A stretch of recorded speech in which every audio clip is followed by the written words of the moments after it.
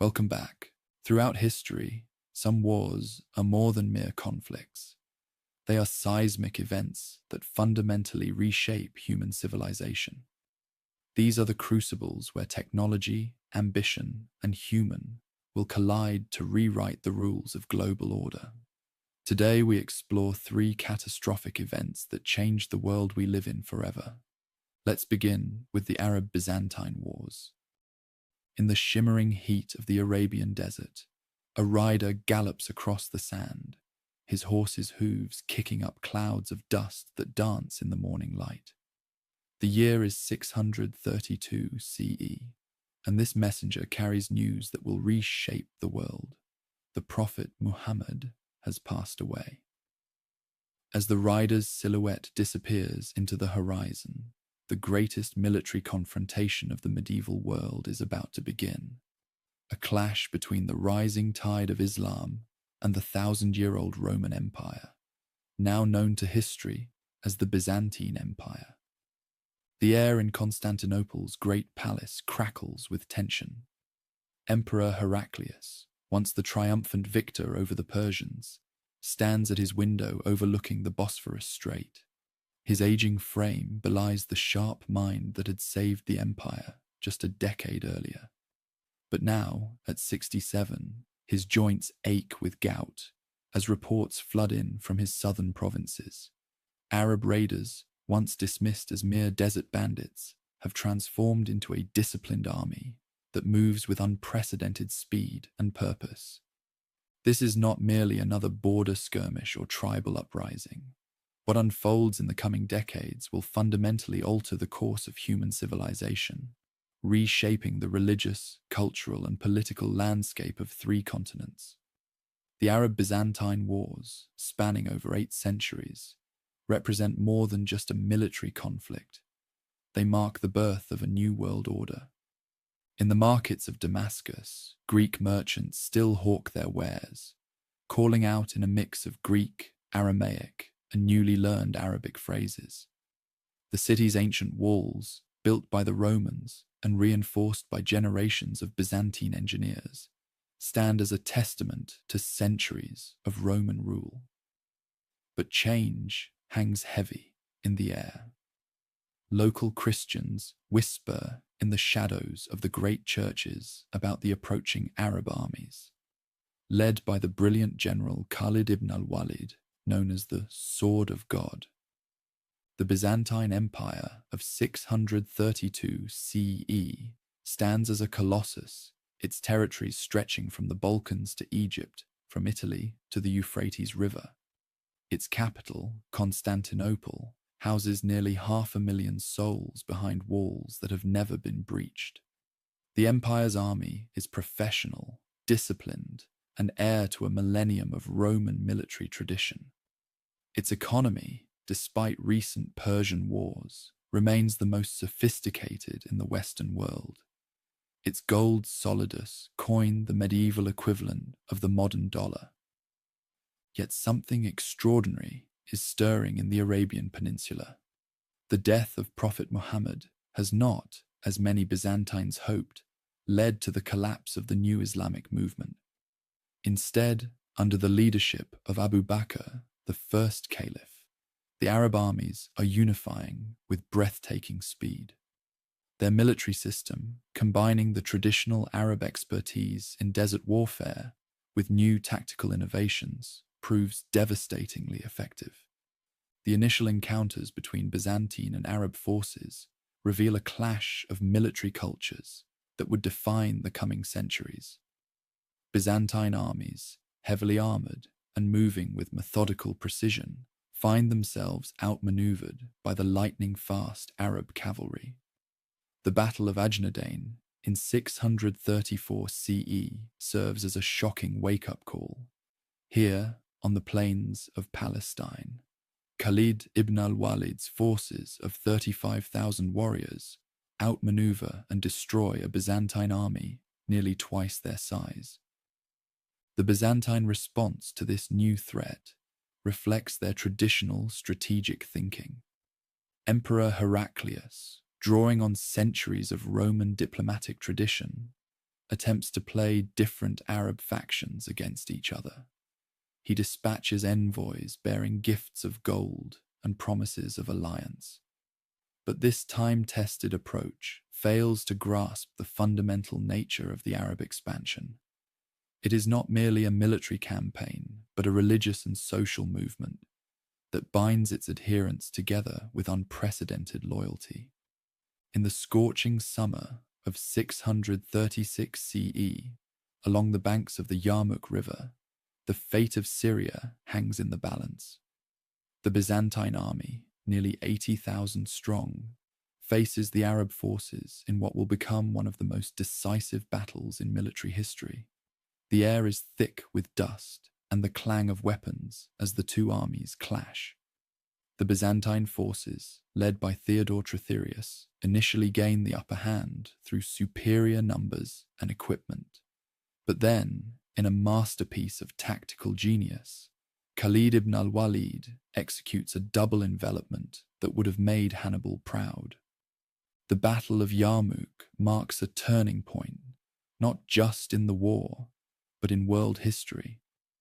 The Byzantine army, trapped against the deep ravines of the Yarmouk River, suffers catastrophic losses. The empire's elaborate defense system in Syria, built up over centuries, collapses in a matter of months. Damascus, the great Roman city that had stood as a bulwark of civilization for nearly 7 centuries, falls to the Arabs in 636 CE. The impact of these early Arab victories reverberates far beyond the battlefield. In the markets of Alexandria, Constantinople, and even distant Chang'an, merchants begin to speak of a new power rising from the desert. The sophisticated Byzantine administrative system, rather than being destroyed, is largely adopted by the Arab conquerors, who recognize its efficiency. Greek remains the administrative language in many conquered territories, creating a fascinating hybrid culture that would characterize the region for centuries to come. As the sun sets on this first phase of the Arab-Byzantine Wars, the world stands at a crossroads. The Byzantine Empire, though bloodied, remains standing. Its walls still protect Constantinople. Its navy still rules the Mediterranean, and its civilization still shapes the medieval world. But the rise of Arab power marks the beginning of a new era, one that will see the birth of new societies, new forms of art and architecture, and new ways of thinking about the relationship between religion, politics, and daily life. The stage is now set for a centuries-long struggle that will reshape the Mediterranean world and beyond. As night falls over the battlefields of Syria, both Arabs and Byzantines know that this is only the beginning. The great game of empires has entered a new phase, and the world will never be the same. A single flame flickers in the lamplight as a Greek scholar hastily copies texts onto parchment. The year is 640 CE, and Alexandria, the intellectual capital of the Mediterranean world, stands at the precipice of transformation. The Arab armies, fresh from their victories in Syria and Palestine, now turn their gaze toward Egypt, where centuries of Byzantine and Roman knowledge are housed in the world's greatest libraries and academies. The conquest of Egypt represents more than just a military campaign. It marks a crucial transfer of knowledge that will spark the Islamic Golden Age. In the narrow streets of Alexandria, Greek philosophers debate with Arab scholars, laying the groundwork for a cultural synthesis that will preserve and expand upon classical learning.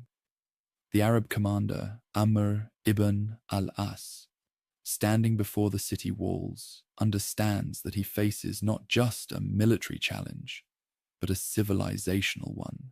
Emperor Heraclius, watching his empire crumble from his palace in Constantinople, struggles with failing health and mounting defeats. The Byzantine defense of Egypt falls to General John of Barca, who attempts to utilize the complex network of Nile canals and fortifications that had protected Egypt for centuries. But the Arab armies, having mastered the art of siege warfare in Syria, adapt their tactics to the riverine environment of the Nile Delta. The Siege of Alexandria in 641 CE showcases the evolution of Arab military capabilities. The city's defenders watch in astonishment as Arab engineers construct sophisticated siege engines, their design incorporating both Byzantine and Persian influences. The Arab navy, though still in its infancy, successfully blockades the harbour, preventing Byzantine reinforcements from arriving by sea. Inside the city, the population of 200,000 faces difficult choices: resistance or accommodation to the new order.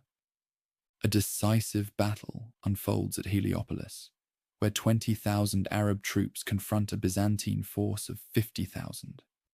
The Arabs employ innovative tactics, using their superior mobility to divide the Byzantine army into isolated segments. The result is a devastating defeat for Byzantine forces, opening the path to Alexandria. The city, after a 14-month siege, finally surrenders in September 642 CE. The fall of Alexandria sends shockwaves through the Mediterranean world. The city had stood as a symbol of Hellenistic and Roman civilization for nearly a millennium. Its capture represents not just a military victory, but a shifting of cultural gravity.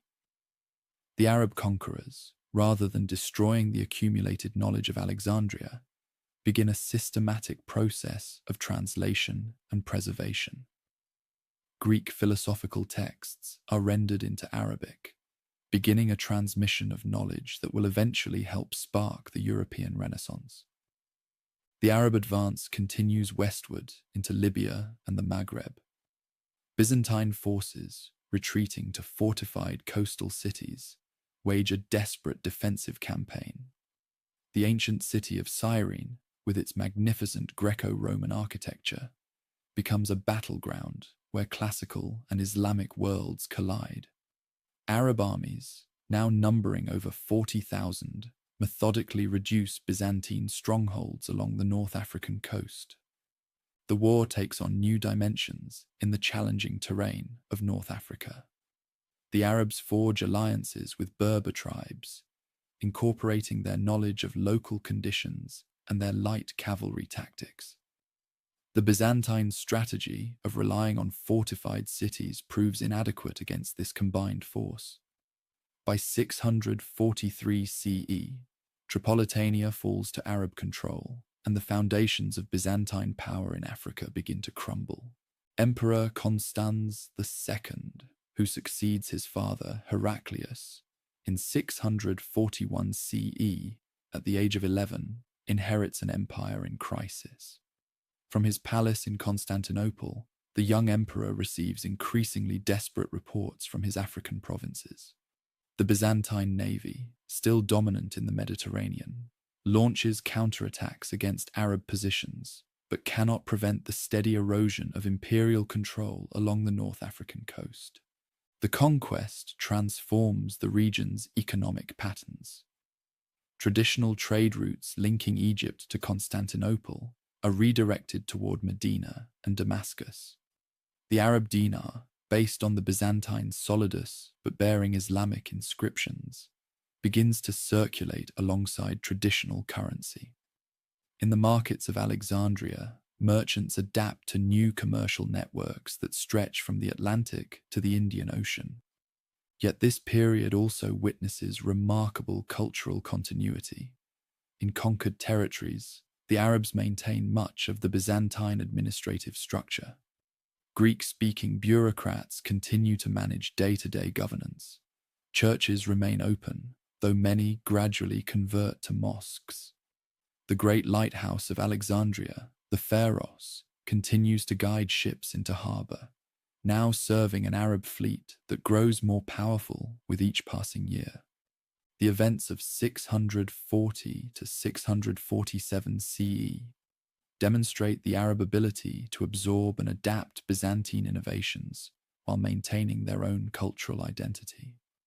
The fall of Alexandria and the conquest of Egypt represent not just territorial expansion, but the beginning of a new synthesis, one that will preserve classical knowledge through the coming centuries of change and transformation. The Mediterranean waters churn beneath the keel of an Arab ship as it cuts through the waves off the coast of Cyprus. The year is 647 CE, and something unprecedented is taking place. The birth of Arab sea power. In the workshops of Alexandria and the shipyards of Syria, Arab craftsmen are learning the secrets of Byzantine shipbuilding, transforming a people of the desert into masters of the sea. What unfolds over the next 2 decades will challenge 1,000 years of Roman naval supremacy. The Byzantine Empire had long considered the Mediterranean Mare Nostrum, our sea. Their swift dromons, equipped with the terrible Greek fire, ruled the waves unchallenged. But in the harbours of Alexandria, Acre, and Tyre, a revolution is taking place. Under the guidance of captured Byzantine shipwrights, Arab workers shape mighty cedar trees from Lebanon into ships that will change the balance of power. The first Arab fleet, assembled by Muawiyah ibn Abi Sufyan, comprises 200 ships, each capable of carrying 100 warriors across the waves. The year 649 CE marks a turning point. The Arab fleet, under the command of Abdullah ibn Qais, launches its first major maritime expedition against Cyprus.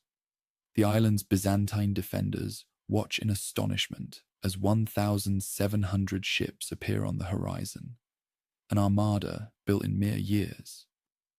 The successful raid on Cyprus demonstrates that the Arabs have mastered not just ship construction, but complex naval operations including navigation, logistics, and amphibious warfare. Emperor Constans II, now 18 years old, recognizes the existential threat to Byzantine power. The empire's prosperity depends on maritime trade routes linking Constantinople to Italy, North Africa, and the grain-rich Nile Delta. The young emperor personally leads a fleet of 500 ships in 655 CE to confront the Arab navy off the coast of Phoenix, modern-day Finiki, Turkey. What follows is the Battle of the Masts, named for the forest of ship timbers that dotted the horizon. The Battle of the Masts represents a clash of naval traditions. Byzantine ships, relying on their traditional advantage in ship-to-ship combat and the devastating Greek fire, initially gain the upper hand. But Arab admirals have developed new tactics, treating naval warfare as an extension of their desert fighting style. Their ships, more numerous and maneuverable, swarm the Byzantine vessels. By day's end, Emperor Constans II barely escapes with his life, and Byzantine naval supremacy lies in tatters. The consequences of this naval revolution ripple across the Mediterranean. Traditional Byzantine control over maritime trade routes weakens, allowing Arab merchants to establish new commercial networks. The great ports of Syria and Egypt, once oriented toward Constantinople, now look south and east. Trade routes extending from China to Spain begin to shift, creating new patterns of commercial and cultural exchange that will define the medieval world. In 654 CE, the Arab fleet launches a daring raid on Rhodes, capturing the bronze fragments of the Colossus, one of the 7 wonders of the ancient world. The symbolic power of this act cannot be overstated. A monument to Hellenistic civilization is melted down and repurposed by the rising Islamic Empire. The bronze, reportedly weighing 13,000 pounds, is sold to a Jewish merchant from Syria, marking the end of one era and the beginning of another. The period witnesses significant technological exchange. Arab shipwrights begin to combine Byzantine naval architecture with innovations from the Indian Ocean tradition. The resulting ships are faster and more seaworthy than their predecessors. The Arabs also adapt and improve upon Byzantine navigational techniques, developing new methods for celestial navigation that will influence maritime technology for centuries to come. By 668 CE, Arab naval power reaches its zenith with an ambitious campaign against Constantinople itself. A fleet of 400 ships establishes a base at Cyzicus, less than 100 miles from the imperial capital. Though this first siege will ultimately fail, it demonstrates the stunning transformation of Arab military capabilities. The once desert-bound warriors now challenge Byzantium at sea, its traditional element of supremacy. The naval revolution transforms not just military affairs, but the entire Mediterranean world. Coastal cities adapt to new political realities, building mosques alongside churches and accommodating Arab traders alongside Greek merchants. The maritime frontier becomes a space of cultural exchange, where Byzantine and Islamic civilizations meet, clash, and influence each other in countless ways. Yet the Byzantine Empire proves resilient. The loss of naval supremacy forces it to adapt, developing new defensive strategies and diplomatic initiatives.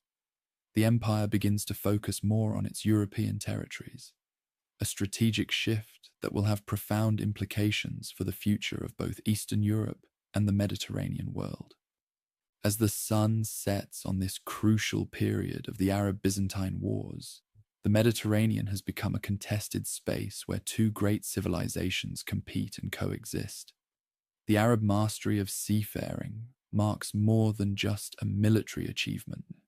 It represents the emergence of a new world order, where power flows along sea lanes as well as desert caravan routes, and where ancient wisdom combines with new innovations to create something entirely unprecedented in human history. A mysterious green flame dances across the waters of the Bosphorus, its chemical composition so closely guarded that it remains a subject of scientific debate even today. The year is 669 CE, and Constantinople faces its greatest test. The Arab fleet, 1,800 ships strong, anchors in the Sea of Marmara, while an army of 80,000 men approaches the landward walls. The first Arab siege of Constantinople begins, a technological and logistical struggle that will define medieval warfare for centuries to come. The siege introduces an unprecedented convergence of military technologies. The Byzantine defenders deploy their secret weapon, Greek fire, a napalm-like substance that ignites upon contact with water. Developed by a Syrian refugee named Kallinikos, this incendiary weapon consists of a precise mixture of petroleum, quicklime, and sulfur, projected through bronze tubes called siphons. The Arab attackers counter with their own innovations, massive siege engines that can launch 200-pound stones, and sophisticated mining operations that attempt to undermine the city's legendary walls. Emperor Constantine IV, at just 20 years old, proves himself a worthy successor to the empire's great defenders. From his command post atop the Great Palace, he coordinates a defense that integrates naval tactics, infantry operations, and civilian resistance. The city's population of 800,000 becomes part of an intricate defensive machine. Urban farmers cultivate every available plot within the walls, while engineers maintain the complex system of cisterns and aqueducts that make Constantinople virtually self-sufficient. The siege transforms the surrounding landscape into an engineering battlefield. The Arab forces, led by Yazid, future Umayyad Caliph, establish a series of fortified bases along the Asian shore of the Bosphorus. At Cyzicus, they create a naval base capable of sheltering their entire fleet, complete with repair facilities and supply depots. The logistical operation required to sustain such a massive force, requiring 240,000 pounds of food per day, represents one of the most complex military operations of the medieval world. Technology plays a decisive role. The Byzantine walls, consisting of 3 layers with a combined thickness of 20 meters, incorporate advanced architectural features like prokyptoi, projecting towers that allow defenders to rain missiles on attackers from multiple angles. The Arab response includes the development of new siege weapons, including the double-armed manjanik, a trebuchet capable of hurling projectiles over 300 meters. The siege becomes a laboratory for military innovation, producing advances in metallurgy, engineering, and naval architecture. The winter of 670 CE tests both sides to their limits. The Arab fleet, unaccustomed to the harsh Black Sea weather, loses dozens of ships to storms. Byzantine sailors, using their superior knowledge of local conditions, launched devastating raids on Arab supply lines. The defenders employ an early form of biological warfare, releasing infected livestock to spread disease through the besieging army. The Arab forces counter by developing sophisticated quarantine procedures that presage modern military medicine. Cultural exchange continues even amid the conflict. Arab chroniclers express admiration for Byzantine architectural achievements, while Byzantine defenders adopt and modify Arab siege techniques. Prisoners on both sides serve as technological and cultural translators. The siege witness the emergence of a new military vocabulary that combines Greek, Latin, and Arabic terms, reflecting the synthesis of different martial traditions. By 673 CE, the siege settles into a war of attrition. The massive Arab army, divided into units called ajnad, rotates forces annually to maintain pressure on the city. This system, unprecedented in medieval warfare, allows the besiegers to sustain operations for years. Inside Constantinople, the population adapts to a new way of life. The city's famous hippodrome hosts military exercises instead of chariot races, while monasteries are converted into workshops producing weapons and armor. The role of women during the siege challenges traditional historical narratives. Byzantine sources mention female engineers maintaining the city's water systems, while Arab accounts describe women in their camp working as medical practitioners and logistical coordinators. The siege creates opportunities for social mobility, as the desperate situation forces both societies to utilize all available talent, regardless of gender or social status. Religious factors intertwine with military objectives. For the Arabs, Constantinople represents the golden apple mentioned in prophetic traditions. Byzantine defenders process icons along the walls, while Muslim warriors answer the call to prayer 5 times daily from makeshift mosques in their siege camps. Yet pragmatic cooperation often transcends religious boundaries. Christian Arab tribes serve in the Muslim army, while Muslim merchants continue to trade with the city through neutral intermediaries. The siege's impact on naval warfare proves revolutionary. The enclosed waters of the Bosphorus become a testing ground for new tactics.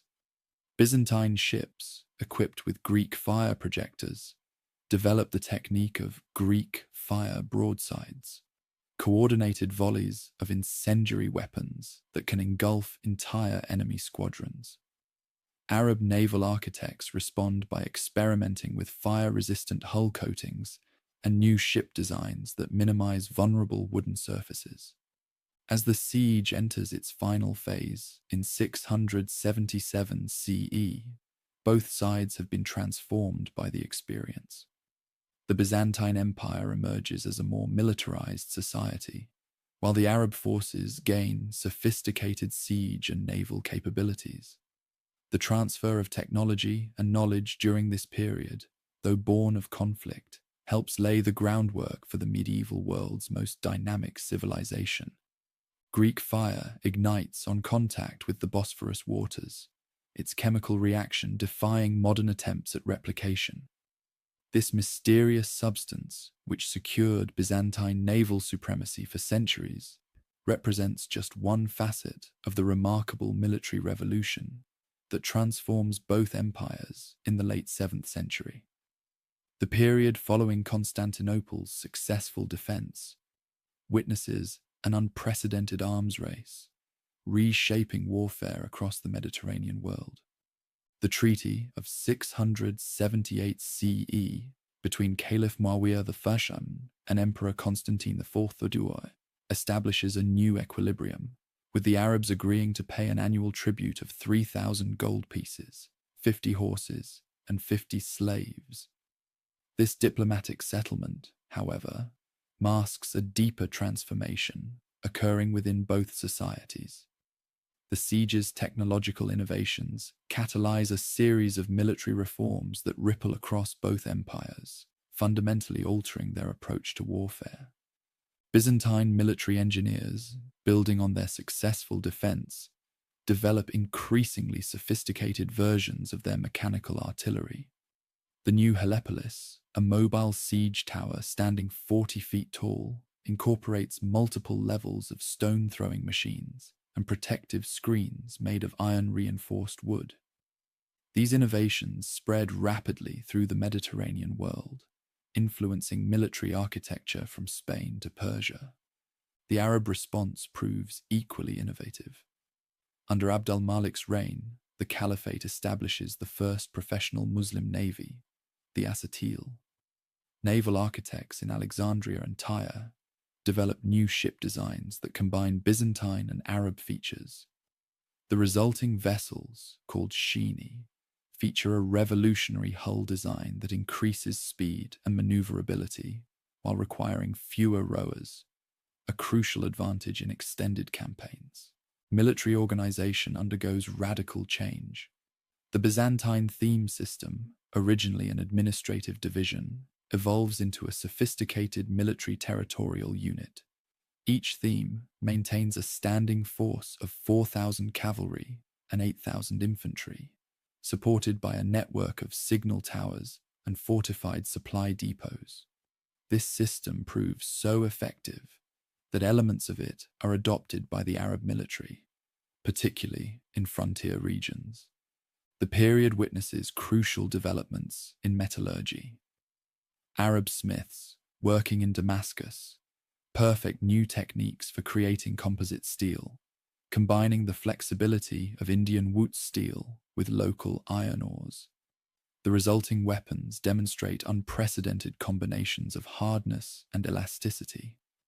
Byzantine armorers counter by developing new forms of lamellar armor, using overlapping plates of case-hardened iron that provide superior protection while maintaining mobility. Urban warfare techniques evolve rapidly. The Arabs pioneer new methods of undermining fortifications, using sophisticated mathematical calculations to determine optimal mining angles. Byzantine defenders counter with seismic detection devices, bronze vessels filled with water and small bells that can detect underground excavation. These innovations spread throughout the Mediterranean, influencing siege warfare for centuries. The military revolution extends to logistics and supply. The Arabs develop a sophisticated camel relay system capable of moving messages and light cargo across their empire at unprecedented speeds, up to 250 kilometers per day. The Byzantines respond by enhancing their naval logistics, creating a network of fortified ports equipped with mechanical cranes and standardized storage facilities that can rapidly resupply their fleets. Economic warfare emerges as a crucial frontier.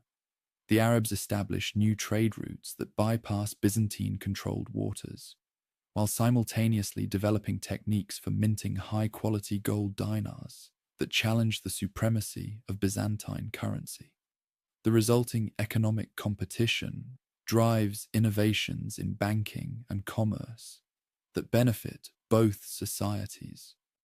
Military medicine advances significantly during this period, Arab physicians, building on Byzantine and Persian traditions, developed new techniques for treating battle wounds. The first dedicated military hospitals appear in both empires, featuring specialized wards for different types of injuries and systematic approaches to preventing infection. These medical innovations save countless lives and establish principles that influence military medicine for centuries. The period also witnesses crucial developments in military communication. The Byzantine beacon system, stretching from the Taurus Mountains to Constantinople, can relay messages over 750 kilometers in under an hour. The Arabs developed their own system of smoke signals and mirror stations, creating networks that maintain administrative control over vast territories. Chemical warfare evolves beyond Greek fire. Both sides experiment with toxic smokes and incendiary materials. Arab chemists develop early forms of smoke screens using sulfur and arsenic compounds, while Byzantine engineers create new delivery systems for their incendiary weapons, including primitive forms of cluster munitions that can cover large areas with burning material. By 695 CE, these military innovations have transformed both empires. The Byzantines emerge as a more compact but technically sophisticated state, while the Arab Caliphate combines traditional mobility with new forms of military organization. The period's innovations in metallurgy, engineering, and logistics establish patterns that influence warfare until the Gunpowder Revolution. The military revolution of 678 to 695 CE demonstrates how technological competition between rival powers can drive innovation across multiple fields. The period's developments in engineering, medicine, and logistics create a legacy that extends far beyond the immediate conflict, influencing military and civilian technology for centuries to come. A single gold solidus lies buried in the soil of Carthage, bearing the image of two emperors, one standing, one fallen. This coin, minted in 695 CE, tells the story of a period when both empires turn inward, as civil wars and revolts reshape the Mediterranean world. The Byzantine Empire endures 3 emperors in rapid succession, while the Umayyad Caliphate faces its first major succession crisis. These internal conflicts reshape both societies, setting the stage for the next phase of their centuries-long confrontation. In Constantinople, the deposition of Justinian II in 695 CE marks the beginning of a 20-year period of internal strife. The young emperor's nose is cut off, a Byzantine method of delegitimizing royal authority, and he is exiled to Cherson in the Crimea. This act of political violence triggers a cascade of usurpations that threatens to unravel the empire's carefully maintained military and administrative systems. The themes system, backbone of Byzantine military power, begins to fracture. Individual theme commanders, controlling forces of up to 12,000 men each, become kingmakers in the imperial succession. The Opsician theme, with its 32,000 troops stationed across the Bosphorus from Constantinople, emerges as a particularly powerful faction. Military units previously focused on defending against Arab incursions now turn their weapons against rival Byzantine factions. Meanwhile, the Arab world faces its own succession crisis. The death of Abd al-Malik in 705 CE sparks conflicts between various branches of the Umayyad family. The resulting power struggle reveals the tensions inherent in ruling an empire stretching from Spain to Central Asia. Local governors, commanding armies of up to 45,000 men, begin to act with increasing autonomy. Technology continues to evolve despite, or perhaps because of, these internal conflicts. Byzantine weapon makers develop new variants of the recurve bow, capable of penetrating armor at 200 meters, Arab engineers perfect new techniques for constructing ribat, fortified monasteries that combine military and religious functions. These structures, typically housing garrisons of 500 men, become centers for both spiritual training and military preparation. The period witnesses crucial developments in siege warfare. The Arabs construct a new type of mangonel, capable of hurling 400-pound stones over 300 meters, while Byzantine engineers develop counterweight trebuchets that achieve even greater range and accuracy. These weapons transform the nature of fortification, leading to the development of new architectural techniques, including angled walls and reinforced foundations. Naval technology advances significantly. Byzantine shipwrights create a new class of dromon, incorporating a central tower armed with both conventional artillery and Greek fire projectors. These ships, requiring crews of 200 men each, prove particularly effective in suppressing coastal revolts.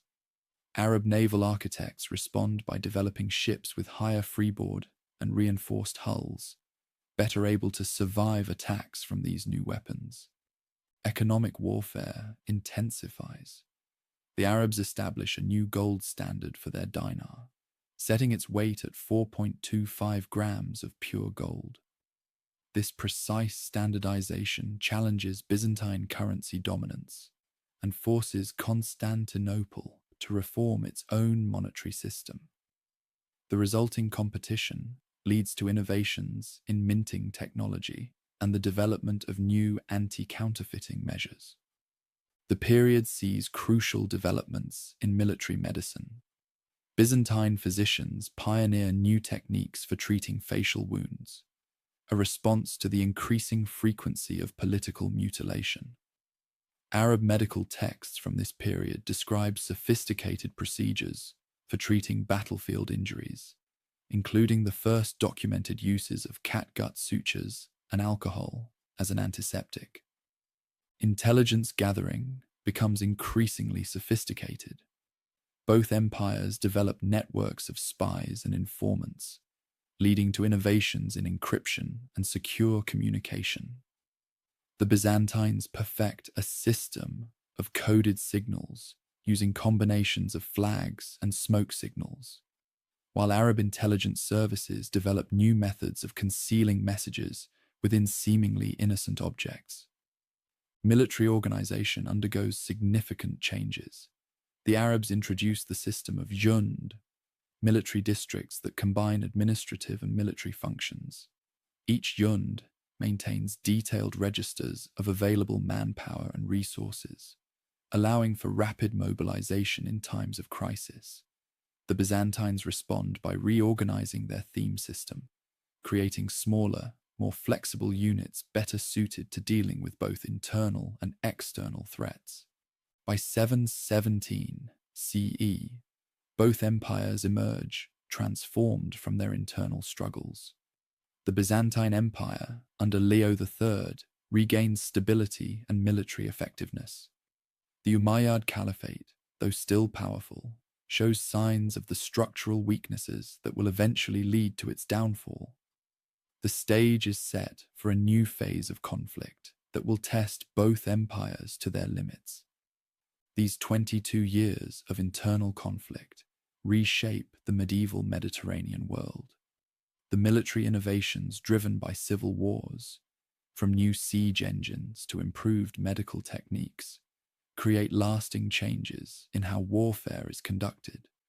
The period's political instability paradoxically leads to administrative innovations that strengthen both empires, setting the stage for the next phase of their centuries-long confrontation. Beneath the waters of the Golden Horn, archaeologists discover the remnants of massive chain links, each weighing 300 pounds. These iron sentinels once formed part of a mighty barrier that spanned the harbour's entrance, a crucial element in the most ambitious siege of the medieval world. The year is 717 CE, and the Umayyad Caliphate launches its supreme effort to capture Constantinople. deploying 1,800 ships and an army of 120,000 men in what becomes known as the Second Arab Siege of Constantinople. Caliph Sulayman ibn Abd al-Malik commits unprecedented resources to this campaign. The Arab fleet, assembled from shipyards across the Mediterranean, includes new types of vessels specifically designed for siege operations. These ships feature reinforced rams, elevated fighting platforms, and innovative systems for deploying siege engines at sea. The army brings with it 12,000 pounds of naphtha-based incendiaries, 80 siege engines, and supplies calculated to sustain operations for 3 years. Emperor Leo III, the newly crowned Byzantine ruler, prepares his defenses with scientific precision. The city's walls, already 20 meters high and 5 meters thick, receive additional reinforcement. Engineers install a complex system of counterweight trebuchets, capable of launching projectiles weighing up to 900 pounds. The Byzantine navy, though numbering only 400 ships, possesses superior technology, including the latest versions of Greek fire projectors with an effective range of 50 meters. The siege introduces unprecedented technological sophistication. Arab engineers develop mobile siege towers reaching heights of 50 feet, mounted on specially designed ships. These floating fortresses carry up to 50 warriors each, protected by iron plates and wet hides designed to resist Greek fire. Byzantine defenders counter with a new type of ballista that can penetrate these defenses at ranges up to 300 meters. Military logistics reach new levels of complexity. The Arab army constructs a series of fortified supply bases along the Asian shore, each capable of housing 20,000 men and storing provisions for 6 months. These bases feature sophisticated water management systems, including underground cisterns with a total capacity of 50,000 cubic meters. The Byzantines respond by developing new methods of urban agriculture, converting every available space within the walls to food production. Naval warfare evolves rapidly during the siege. Byzantine ships deploy an improved version of Greek fire that burns at temperatures exceeding 1,000 degrees Celsius. Arab naval architects counter by developing ships with compartmentalized hulls and new fire-resistant materials, including a coating made from felt, vinegar, and clay. The resulting naval battles introduce tactics that will influence maritime warfare for centuries. The winter of 717 to 718 CE proves exceptionally harsh, with temperatures dropping to -10 degrees Celsius. The Arab fleet, unprepared for such conditions, loses 500 ships to ice and storms. The Byzantines, drawing on centuries of experience with Black Sea weather, use the conditions to their advantage. Their ships, equipped with reinforced bow sections, cut through the ice to attack Arab supply vessels, causing severe logistical disruptions. Chemical warfare reaches new sophistication. The Arabs deploy an early form of poison gas, created by burning a mixture of sulfur and arsenic compounds in underground tunnels. Byzantine engineers counter with a ventilation system that uses the city's complex network of underground cisterns to disperse these toxic fumes. Both sides develop new types of incendiary weapons, including clay grenades filled with naphtha and quicklime. The siege's impact extends beyond military technology. Byzantine scientists develop new methods of food preservation, including a technique for treating grain with calcium oxide to prevent spoilage. Arab physicians establish sophisticated field hospitals that classify wounds into 5 levels of severity, each with standardized treatment protocols. These medical innovations reduce combat death rates by an estimated 30%. Communication systems achieve new levels of sophistication. The Byzantines perfect a system of heliograph stations that can transmit messages across the Bosphorus using polished bronze mirrors. The Arabs develop a complex network of signal fires that can relay messages from Damascus to the siege lines in under 6 hours. These systems represent early examples of optical telecommunication networks. As the siege enters its final phase in 718 CE, both sides have been transformed by the experience. The Byzantine defense demonstrates the superiority of their integrated defense system, combining advanced technology with sophisticated logistics. The Arab forces, though ultimately unsuccessful, develop innovations in siege warfare that will influence military practice for centuries. The conclusion of the Second Arab Siege in 718 CE marks a turning point in medieval military history. The Byzantine victory ensures the survival of the empire for another 7 centuries, while the Arab retreat leads to fundamental changes in caliphal military strategy. The siege's technological innovations, from advanced incendiary weapons to sophisticated logistics systems, create a legacy that influences warfare well into the modern era.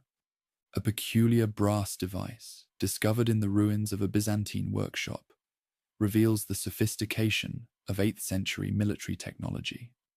This mechanical calculator, calibrated with precise markings, allows artillery officers to compute firing solutions for various projectile weights and distances. The device exemplifies how both empires transform warfare into an increasingly exact science during the decades following the Second Siege of Constantinople.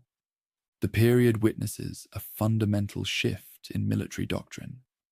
The Umayyad Caliphate, recognizing the impracticality of capturing Constantinople, redirects its resources toward developing a new strategic approach.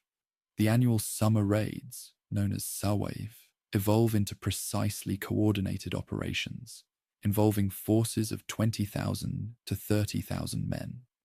These raids target specific economic and military objectives rather than attempting territorial conquest. Byzantine military organization undergoes equally profound changes. Emperor Leo III restructures the theme system, creating smaller, more mobile units of 2,000 to 4,000 men called turmai. These forces, equipped with standardized weapons and supported by dedicated logistics units, can deploy within 48 hours of receiving orders. The resulting military system combines the flexibility of Arab forces with traditional Byzantine discipline. Technological innovation accelerates in both empires. Byzantine engineers develop a new type of composite bow that achieves unprecedented accuracy. These weapons, requiring 160 pounds of draw force, can hit man-sized targets at ranges up to 200 meters. Testing reveals that their arrows can penetrate standard mail armor at 150 meters. Arab armorers respond by developing new types of lamellar armor, incorporating hardened steel plates with precisely calculated overlap patterns. The period sees crucial developments in fortification technology. Byzantine architects perfect the concept of clustered defense, with major fortresses surrounded by networks of smaller outposts. Each outpost maintains visual contact with at least 2 others, creating an integrated early warning system. The Arabs adapt this concept to their Ribat system, developing standardized fortress designs that can be rapidly constructed using prefabricated components. Naval warfare enters a new phase of sophistication. Byzantine shipwrights develop a new class of swift patrol vessel, the Usii, capable of sustained speeds of 7 knots. These ships, 85 feet in length and requiring crews of only 50 men, prove highly effective at intercepting Arab raiders. The Arab response includes the development of larger transport ships with reinforced hulls, capable of carrying 200 men or 40 horses. Military medicine achieves new levels of organization.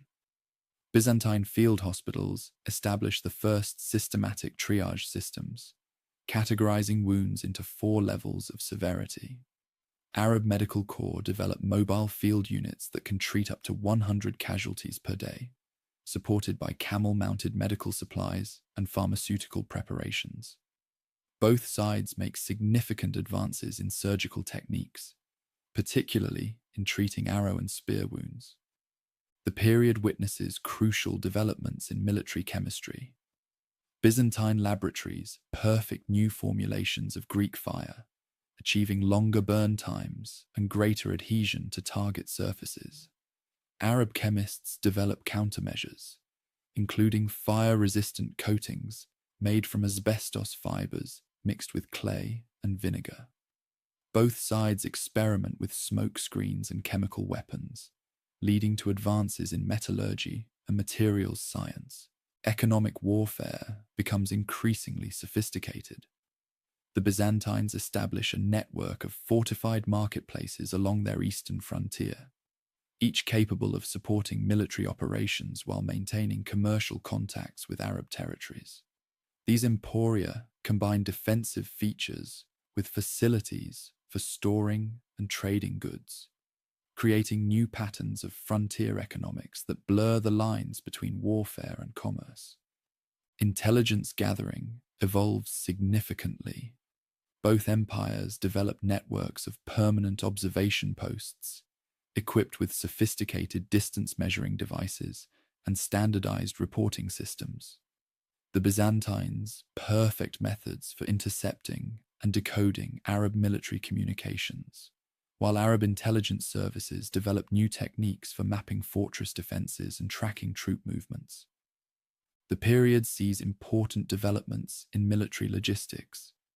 Byzantine forces establish a system of fortified supply bases, each maintaining 3 months of provisions for 5,000 men.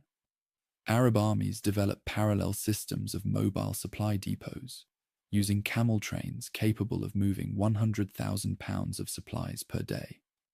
Both sides make advances in food preservation and water management, crucial for sustaining extended campaigns. By 750 CE, these transformations create a new military equilibrium. The Byzantine Empire emerges as a more compact but highly efficient state, while the Arab world enters a period of internal transformation with the fall of the Umayyad Caliphate. The military innovations of this period, from sophisticated siege engines to advanced medical techniques, establish patterns that influence warfare for centuries to come.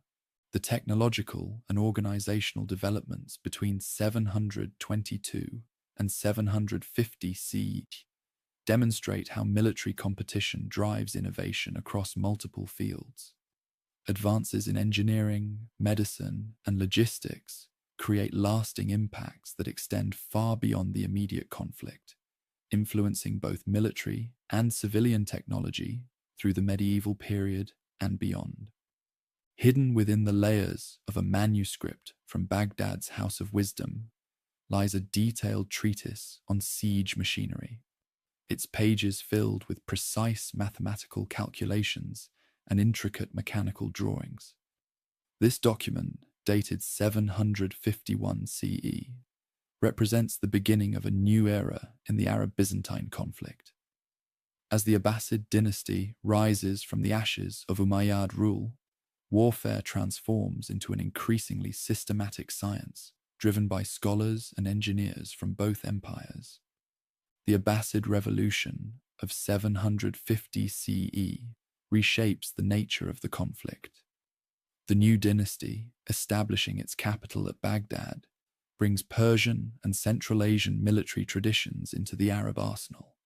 Scientific knowledge becomes a strategic priority, with the Abbasids collecting and translating military treatises from Greek, Persian, and Indian sources. Within their first decade, they established dedicated engineering corps numbering 4,000 men, equipped with standardized tools and technical manuals. Byzantine Emperor Constantine V responds to this new threat with his own military reforms. The Byzantine army develops specialized units of military engineers, each consisting of 200 men trained in both construction and demolition. These units carry precise technical specifications for fortifications, siege engines, and defensive works, allowing rapid response to enemy innovations. Their mobile workshops can produce replacement parts for siege engines within 24 hours. Naval technology reaches new heights of sophistication. Abbasid shipwrights develop a new class of warship, the Darura, combining Greek and Persian design elements.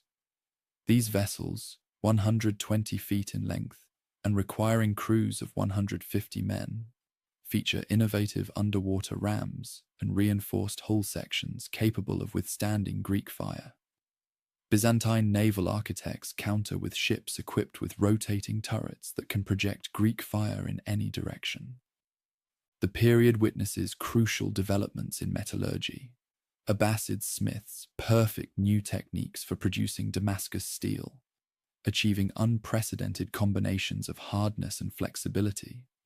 Analysis reveals carbon content precisely controlled at 1.5%, creating blades capable of maintaining their edge through thousands of impacts.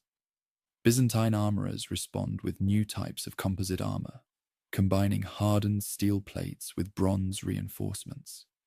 Military architecture evolves significantly. Byzantine engineers develop a new type of fortress, incorporating multiple layers of defense, each calculated to exact mathematical specifications. These structures feature walls built at precise 75-degree angles to maximize the effectiveness of defensive fire, while incorporating sophisticated water management systems capable of supporting garrisons of 1,000 men for up to 6 months. Abbasid siege engineers counter with new types of mobile towers, featuring hydraulic lifting mechanisms that can raise assault platforms to heights of 60 feet. Chemical warfare enters a new phase of sophistication. Byzantine laboratories develop an enhanced version of Greek fire that burns at temperatures exceeding 1,200 degrees Celsius. Abbasid chemists respond with new fire-resistant materials, including a coating made from pulverized glass, clay, and animal blood that can withstand direct flame for up to 30 minutes. Both sides make advances in smoke weapons and chemical incendiaries, leading to new developments in protective equipment. Military medicine achieves unprecedented organization. The Abbasids establish a system of mobile field hospitals that can treat 300 casualties per day, supported by dedicated corps of pharmacists and surgeons. Byzantine medical services develop new techniques for treating burn wounds, including early forms of skin grafting. Both sides make significant advances in preventing infection, with mortality rates from battlefield wounds dropping by 40% compared to the previous century. Intelligence gathering becomes increasingly professional. The Abbasids create a dedicated corps of military surveyors equipped with sophisticated measuring devices, including an early form of telescope capable of accurate range finding up to 1,000 meters. Byzantine counterintelligence develops new methods of encrypting military communications, using complex mathematical codes that remain unbroken for centuries. The period sees crucial developments in military logistics. The Abbasids perfect a system of relay stations that can move messages and supplies across their empire at speeds averaging 250 kilometers per day. Byzantine forces develop parallel networks of fortified supply bases, each maintaining standardized stockpiles of weapons and equipment that can outfit 5,000 men within 48 hours. By 775 CE, these innovations create a new military paradigm. The Byzantine Empire maintains its defensive superiority, while the Abbasid Caliphate develops unprecedented capabilities for sustained offensive operations. The military technology of this period, from sophisticated siege engines to advanced medical techniques, establishes patterns that influence warfare until the gunpowder revolution. The transformation of warfare between 750 and 775 CE demonstrates how political change drives military innovation. The rise of the Abbasid dynasty, with its emphasis on systematic knowledge and engineering, creates a new kind of conflict where scientific expertise becomes as crucial as martial skill. These developments influence not just military affairs, but the entire course of medieval technological development. Scattered across 3 continents lie the remnants of an arms race that shaped our modern world. From a water-powered trip hammer in the ruins of Constantinople to precision-ground lenses in an Abbasid observatory, these artifacts tell the story of how military competition drove technological innovation across medieval society. As the 8th century draws to a close, the Arab-Byzantine Wars enter their final transformative phase, leaving a legacy that continues to influence military and civilian technology. The period witnesses the maturation of military engineering into a precise science. Byzantine technical manuals from 776 CE reveal sophisticated mathematical formulas for calculating artillery trajectories, considering variables such as projectile weight, wind speed, and atmospheric conditions.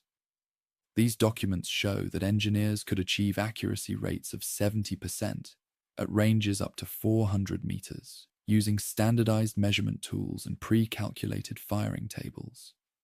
Abbasid military technology reaches new heights of sophistication. Their engineers perfect a new type of composite siege engine that combines multiple weapon systems.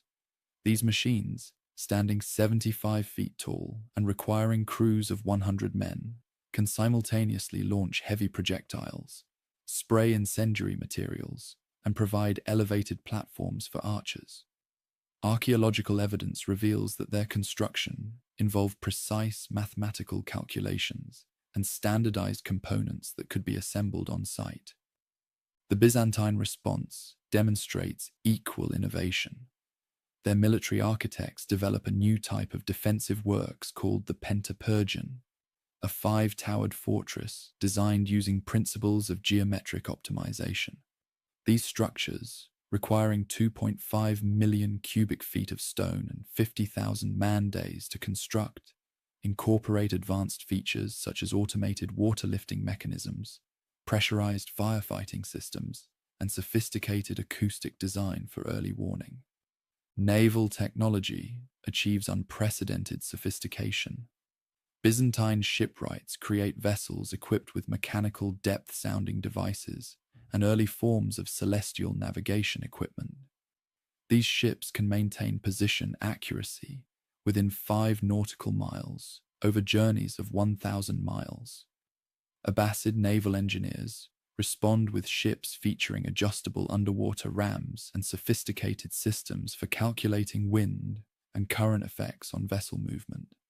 The period sees crucial developments in military medicine.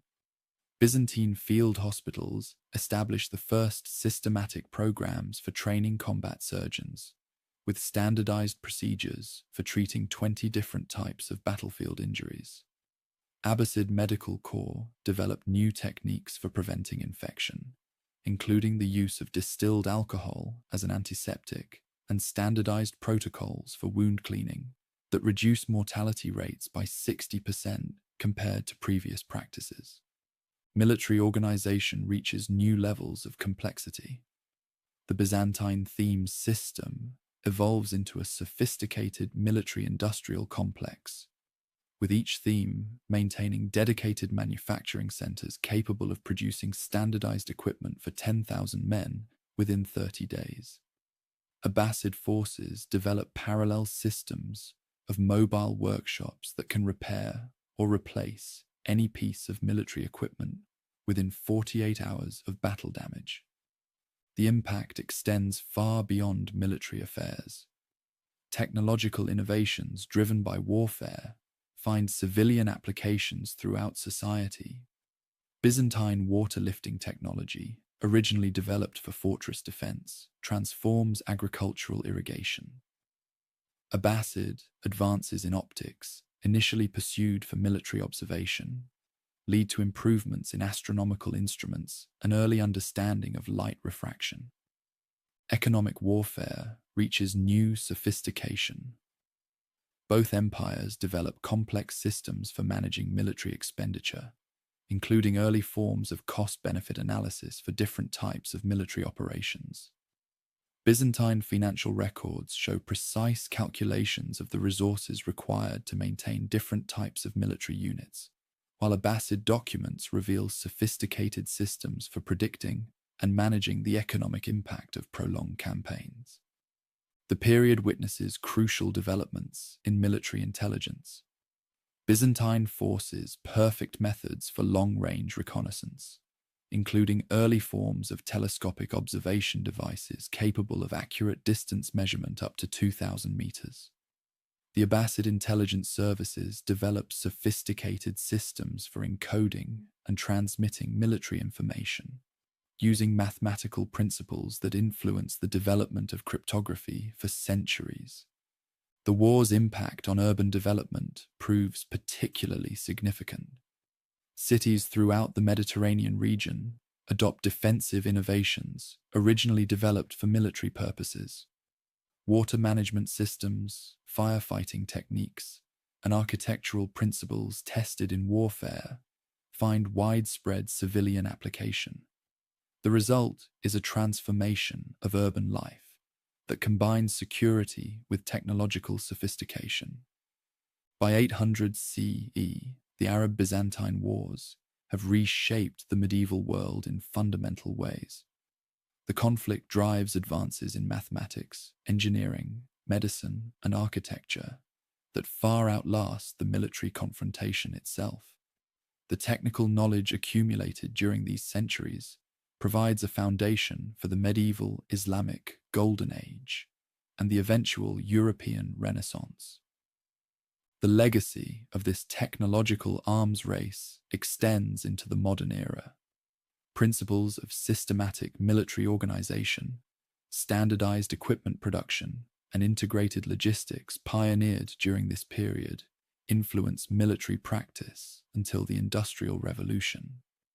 The emphasis on technical education and systematic knowledge transmission, initially driven by military necessity, helps establish patterns of scientific and technological development that characterize subsequent centuries. As the sun sets on the 8th century, both empires stand transformed by their long confrontation. The Byzantine Empire emerges as a more compact but highly sophisticated state, while the Abbasid Caliphate enters its golden age of scientific and cultural achievement. The military technologies and organizational systems developed during their conflict create a lasting legacy that influences not just warfare, but the entire course of human technological development. Next on our list, we have the Mongol-Jin Wars, which destroyed the Jin dynasty's control over northern China. Here is the story. In the bitter winter of 1211, a lone rider gallops across the frozen Mongolian steppes, his horse's hooves breaking through sheets of ice with each desperate stride. He carries news that will change the course of history. The united Mongol tribes, led by a man history will remember as Genghis Khan, are preparing to challenge the mighty Jin dynasty, rulers of northern China and masters of what was then the world's most sophisticated civilization. What follows will become one of history's most consequential conflicts, a clash between nomadic innovation and settled sophistication that will reshape not just Asia, but the entire world for centuries to come. The Jin dynasty, meaning golden in Chinese, seems unconquerable. Their empire stretches across what is now northern China and Manchuria, commanding a population of nearly 50 million people. Their cities are marvels of medieval engineering, with the capital of Zhongdu, modern-day Beijing, housing over 1 million inhabitants behind walls that reach heights of 40 feet. Jin armies field sophisticated weapons, crossbows that can pierce iron armor at 200 yards, early forms of gunpowder weapons, and cavalry equipped with stirrups and composite bows. They are the very definition of medieval superpower. Yet far to the north, in the harsh grasslands where temperatures regularly plunge to -30 degrees Celsius, Genghis Khan sees opportunity where others see only barren wilderness. The Mongols, traditionally divided into competing tribes, have been unified through a combination of military genius and political innovation.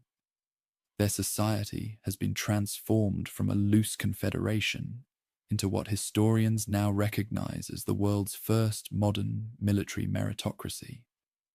Under Genghis Khan's leadership, the Mongols have developed a revolutionary form of warfare that combines the traditional horsemanship of the steppes with sophisticated tactics and organization that would not look out of place in a modern military manual.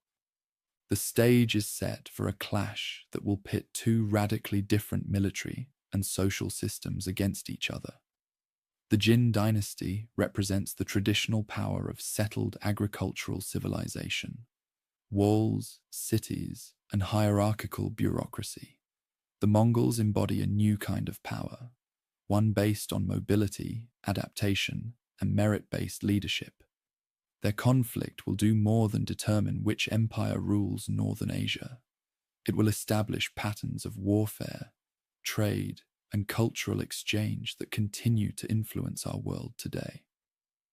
As winter gives way to spring in 1211, Genghis Khan calls a Kurultai, a great assembly of Mongol leaders, on the banks of the Keralan River. The gathering presents a sight that would have been impossible just a decade earlier. Tens of thousands of warriors from formerly hostile tribes, now united under the blue banners of the Mongol nation. Their weapons and equipment reflect years of careful preparation. Each warrior carries a composite bow with a draw weight of up to 160 pounds, capable of launching arrows that can penetrate armor at 350 yards. Their horses, small but incredibly hardy, can cover 60 miles a day while living off the grass beneath their feet. The Jin dynasty's spies bring reports of this gathering, but their officials are hardly concerned. They have dealt with steppe nomads for centuries, alternatively fighting them off and playing them against each other. The Jin military commander, Wang Gao, dismisses the Mongols as mere barbarians in a memorial to the emperor. This proves to be a fatal miscalculation. What the Jin fail to recognize is that these are not the fragmented tribal raiders of the past. Genghis Khan has created something entirely new, a professional army organized in decimal units, groups of 10, 100, 1,000, and 10,000, with promotion based on merit rather than birth. His forces practice sophisticated tactics, including the famous Mongol Mangudai, a feigned retreat that turns into a deadly trap for pursuing enemies. Most importantly, the Mongols have learned from every opponent they've faced, adapting and incorporating new technologies and tactics with remarkable speed. The conflict begins not with a clash of armies, but with economics. The Jin dynasty has long maintained control over the lucrative trade routes linking China to Central Asia. They have also imposed restrictive trade policies on the Mongols, limiting their access to essential goods like iron for weapons and silk for clothing. Genghis Khan's initial diplomatic overtures seek to negotiate better trade terms, but the Jin court sees these attempts as the begging of inferiors rather than serious diplomatic initiatives. In the late spring of 1211, a Jin trade delegation arrives at the Mongol camp. Their real purpose is espionage, but they bring with them something unexpected: detailed maps of the Jin Empire's northern frontier defenses. When one of the delegates, a Jurchen officer named Wanyan Shiyin, defects to the Mongols, he brings these maps with him. This intelligence proves invaluable, revealing not just the location of frontier fortifications, but also the political tensions within the Jin Empire that the Mongols can exploit.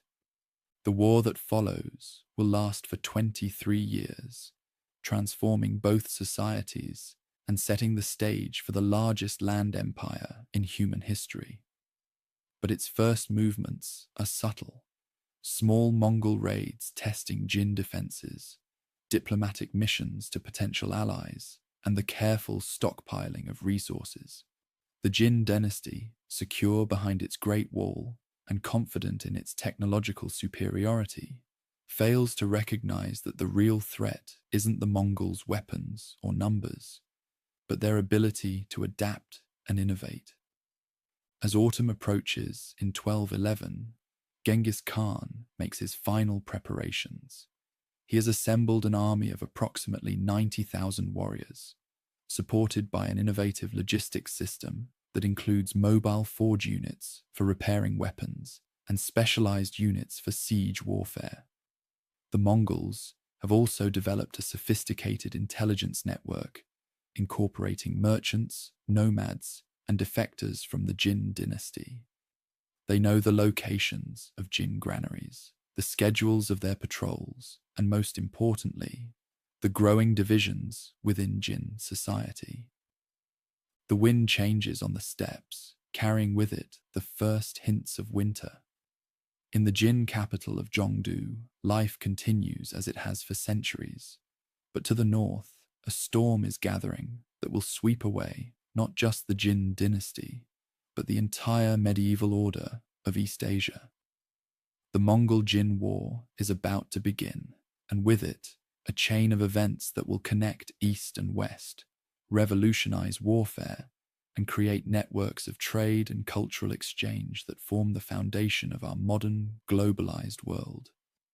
A single arrow arcs through the crisp morning air at the Badgermouth Pass, one of the 6 carefully fortified gateways through the Great Wall. It's early spring, 1211, and this lone projectile signals the beginning of what military historians now recognize as one of history's most revolutionary campaigns. The arrow, launched from a Mongol composite bow at an estimated range of 320 yards, strikes a Jin dynasty guard directly through his supposedly impenetrable iron lamellar armor. This impossible shot demonstrates a crucial technological advantage. The Mongol bow, with its unique construction of wood, horn, and sinew, generates nearly twice the power of conventional weapons of the era. The initial Mongol assault on the Jin Empire begins not with a massive frontal attack, but with a series of carefully coordinated strikes at multiple points along the frontier. Genghis Khan divides his forces into 3 armies. The main force under his personal command, a western wing led by his son Joshi, and an eastern wing commanded by his trusted general Mukhali. This 3-pronged approach, revolutionary for its time, forces the Jin to divide their defensive efforts across a front stretching over 500 miles. The Jin response reveals both their strengths and fatal weaknesses. They mobilize an impressive army of 400,000 men, including 150,000 heavy cavalry, a force that on paper dramatically outnumbers the Mongol attackers. The Jin troops are equipped with the finest armor of the age, early gunpowder weapons, and sophisticated siege engines. However, their rigid command structure, designed for fighting set-piece battles and defending fixed positions, proves ill-suited for countering the Mongols' fluid tactics. The first major battle occurs at the Badgermouth Pass, where 100,000 Jin troops have established defensive positions behind multiple layers of fortifications. The Jin commander, Ming Tan, believes he has prepared an impregnable position. His engineers have constructed wooden palisades, dug deep trenches, and positioned crossbow units to create interlocking fields of fire. But the Mongols introduce a tactic that will become their signature: the false retreat, or Mangudai. A small Mongol force engages the Jin defenders, appearing to struggle against the superior numbers. After a brief skirmish, they break and flee in apparent disorder. Ming Tan, despite his decades of military experience, makes the same mistake that countless commanders will repeat in the coming years. He orders his heavy cavalry to pursue what appears to be a routing enemy. The Jin cavalry, weighed down by their heavy armor, chase the lighter Mongol horses into the open steppes, gradually losing formation as faster riders outpace their comrades. 20 miles from the pass, the trap springs. Hidden Mongol units emerge from concealed positions in the hills, while the fleeing force wheels around with practiced precision. The Jin cavalry, their horses exhausted and their formation broken, find themselves surrounded.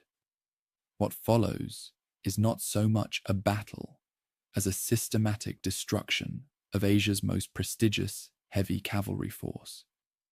Of the 40,000 Jin cavalry that rode out in pursuit, fewer than 2,000 returned to their lines. The psychological impact of this victory reverberates throughout Asia. The Jin dynasty, which has dominated northern China for over a century, has just lost an entire army to what they considered an inferior force. More significantly, the Mongols demonstrate a new kind of warfare, one that emphasizes mobility, deception, and the coordination of diverse units over brute force and fixed defenses. In the aftermath of the Badger Mouth disaster, the Jin Empire scrambles to adapt. Emperor Wei Xiaowang orders the construction of additional fortifications around key cities and the mobilization of reserve forces from the southern provinces. But these traditional responses fail to address the fundamental challenge posed by the Mongol way of war. The Jin are trying to fight a conventional war against an enemy that has rewritten the rules of engagement. The Mongols press their advantage with a series of innovations that would not become standard military practice in the rest of the world for centuries. They establish a sophisticated relay system of mounted messengers, the Yam, which can transmit information across their growing empire at an unprecedented speed of 200 miles per day. This communication network allows Genghis Khan to coordinate the movements of armies separated by hundreds of miles, creating a level of strategic flexibility that their opponents cannot match. By late summer of 1211, the Mongols have breached the Great Wall at multiple points. Rather than immediately attacking major cities, they systematically target the Jin Empire's economic infrastructure. Mongol raiders destroy granaries, capture horse herds, and disrupt the sophisticated irrigation systems that sustain the Jin population. This strategy of economic warfare, combined with precise intelligence gathering, allows them to gradually weaken the Jin while minimizing their own casualties. The Jin court, still operating under traditional assumptions, fails to recognize the existential nature of the threat. Their officials continue to debate proper court ceremonial, even as Mongol armies systematically dismantle their defensive networks. A particularly telling incident occurs when the emperor's chief minister spends 3 days discussing the proper configuration of characters in a surrender demand from Genghis Khan, while Mongol forces capture 3 strategic commanderies along the northern frontier. As autumn approaches, the Jin emperor receives a report that crystallizes the revolutionary nature of the conflict. A military observer writes, "The barbarians do not fight according to the rules. They advance and retreat like the wind, coordinating their movements over vast distances as if guided by a single hand.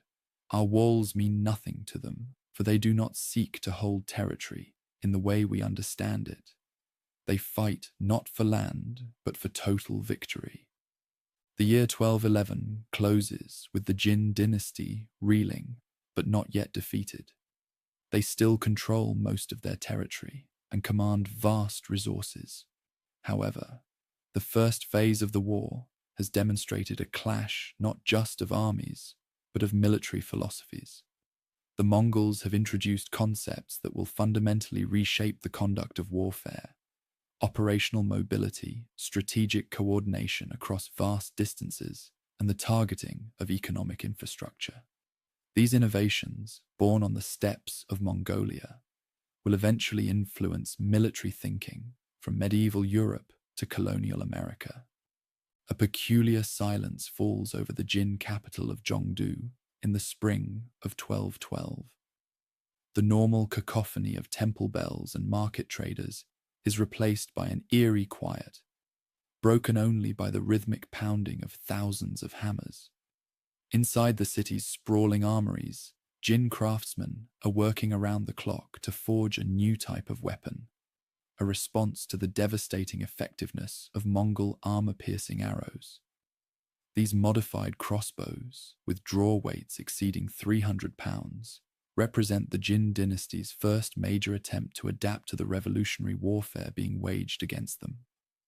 But in the time it takes to manufacture 10,000 of these new weapons, Mongol forces have already developed countermeasures, having captured and studied early prototypes through their extensive intelligence network. This arms race between the Jin and Mongol forces marks a crucial turning point in military history.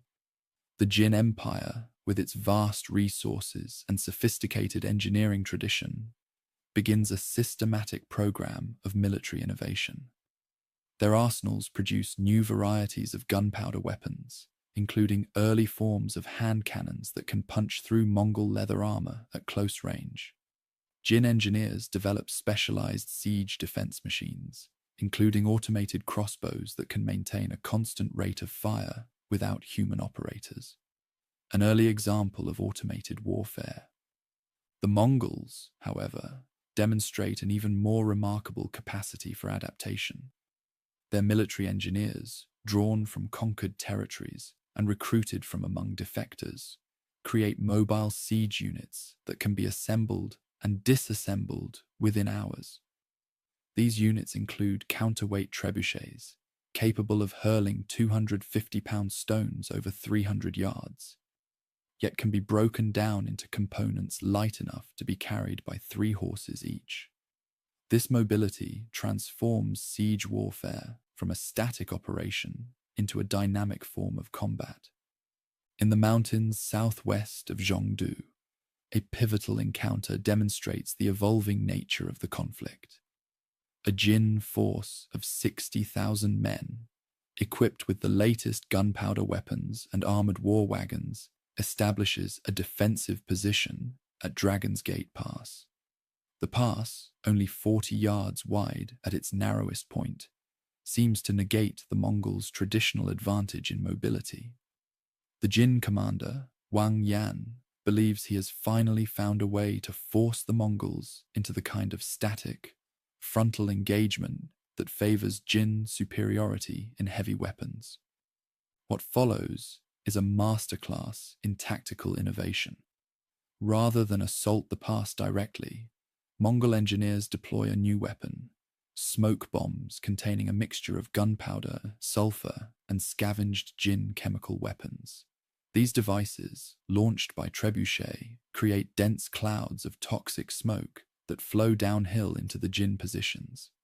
Simultaneously, specially trained Mongol units scale the supposedly unclimbable cliffs on either side of the pass, using techniques learned from mountain hunters in recently conquered territories. The Jin army's sophisticated defensive preparations prove useless against attacks from above, combined with chemical warfare. Within hours, the supposedly impregnable position becomes a trap. The Jin suffer over 40,000 casualties, while Mongol losses number fewer than 2,000. More significantly, the Mongols capture enormous quantities of Jin military equipment, including examples of their latest weapons technology. This pattern of technological exchange and adaptation accelerates throughout 1212. The Jin develop specialized anti-cavalry spear units, and the Mongols respond with new archer formations that can deliver devastating volleys from beyond spear range. The Jin create armored supply wagons, and the Mongols developed specialized units of lasso-wielding horsemen who can snag and overturn these vehicles at full gallop. Each innovation spawns a counter-innovation, but the Mongols consistently adapt more quickly than their opponents. The key to this disparity lies in the fundamentally different organizational structures of the two empires. The Jin military, despite its technical sophistication, remains hierarchical and compartmentalized. New tactics or technologies must be approved through multiple levels of command before being adopted. In contrast, the Mongol military operates on what modern analysts would recognize as a distributed innovation model. Individual units are encouraged to experiment with captured weapons and develop new tactics, with successful innovations quickly shared throughout the army via the Yam messenger system. By late 1212, this organizational advantage begins to show dramatic results. The Mongols have effectively neutralized every major Jin technological advantage, while maintaining their own core strengths in mobility and coordination.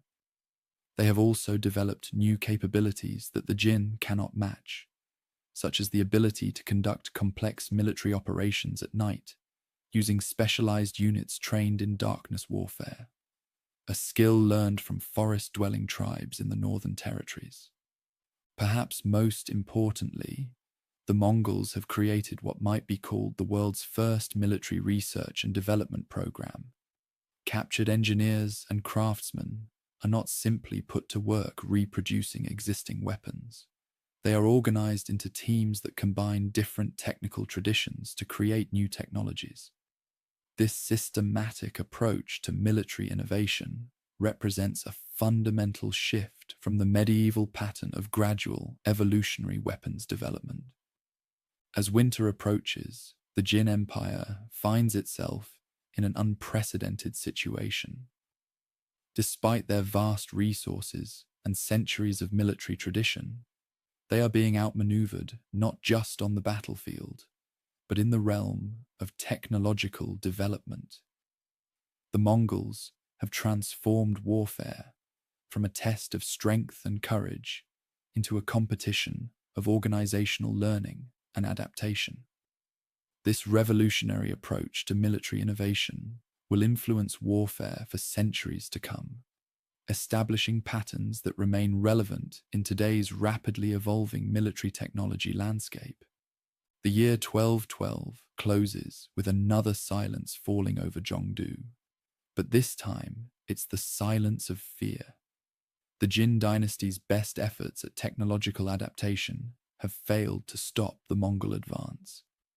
As snow begins to fall on the capital's magnificent walls, its defenders face a chilling realization. They are no longer fighting just an enemy army, but a new kind of military organization that can learn, adapt, and innovate faster than any force in history. The stage is set for a new phase of the conflict, one that will test not just the military capabilities of both empires, but their entire social and organizational structures. A single copper coin spins through the air in a marketplace in Kaifeng, a major Jin commercial center, in the summer of 1213. The merchant who flipped it watches with growing concern as it lands, showing the emperor's mark, now worth barely a third of its value from just 2 years ago. This devaluation of Jin currency marks the beginning of an economic transformation, as revolutionary as the military innovations that preceded it. The Jin dynasty's sophisticated monetary system, once the envy of Asia, is buckling under the strain of financing their increasingly desperate defense against the Mongols. In the northern provinces, an unprecedented economic experiment is unfolding. The Mongols, traditionally dismissed as simple nomads, are implementing what modern economists would recognize as the world's first integrated military economic strategy. Their campaigns are not merely aimed at military targets. They are systematically dismantling the Jin Empire's economic infrastructure, while simultaneously building their own revolutionary economic system. The numbers tell a striking story. Jin government records from 1213 show a 60% decline in tax revenue from the northern provinces, while military expenditure has increased by 300%. The cost of maintaining their army of 400,000 men, combined with the expense of rapidly developing new weapons technology, is pushing the empire toward fiscal collapse. Each new siege engine costs the equivalent of a year's taxes from a small city. Each new type of armor requires the equivalent of 1,000 acres of farmland's annual revenue to outfit just 100 soldiers. Meanwhile, the Mongols are implementing an economic innovation that will transform medieval commerce. Rather than attempting to maintain a traditional currency system, they develop what historians now recognize as the world's first military-backed trade network. Mongol-controlled territories are integrated into a system where merchants can travel safely under military protection, paying a standardized tax rate of 10% on goods. This network, operating parallel to their military campaigns, begins to generate more wealth than traditional conquest and looting. In the mountains north of Zhongdu, a scene illustrates this economic transformation. A caravan of 200 merchants, including former Jin subjects, Persian traders, and even a few Europeans, travels under Mongol protection. They carry not just traditional trade goods, but also technical knowledge, craft skills, and military intelligence. The Mongols have effectively weaponized commerce itself, turning merchants into a combination of economic agents and military assets. The Jin response to this economic warfare reveals both innovation and fatal conservatism. They attempt to establish what they call the New Prosperity Policy, introducing the world's first paper currency backed by silver reserves. This innovation, born of desperate necessity, briefly stabilizes their economy.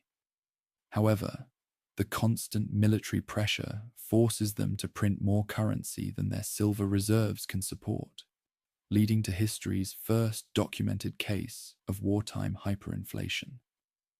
By mid-1213, the economic aspects of the conflict begin to overshadow pure military confrontation.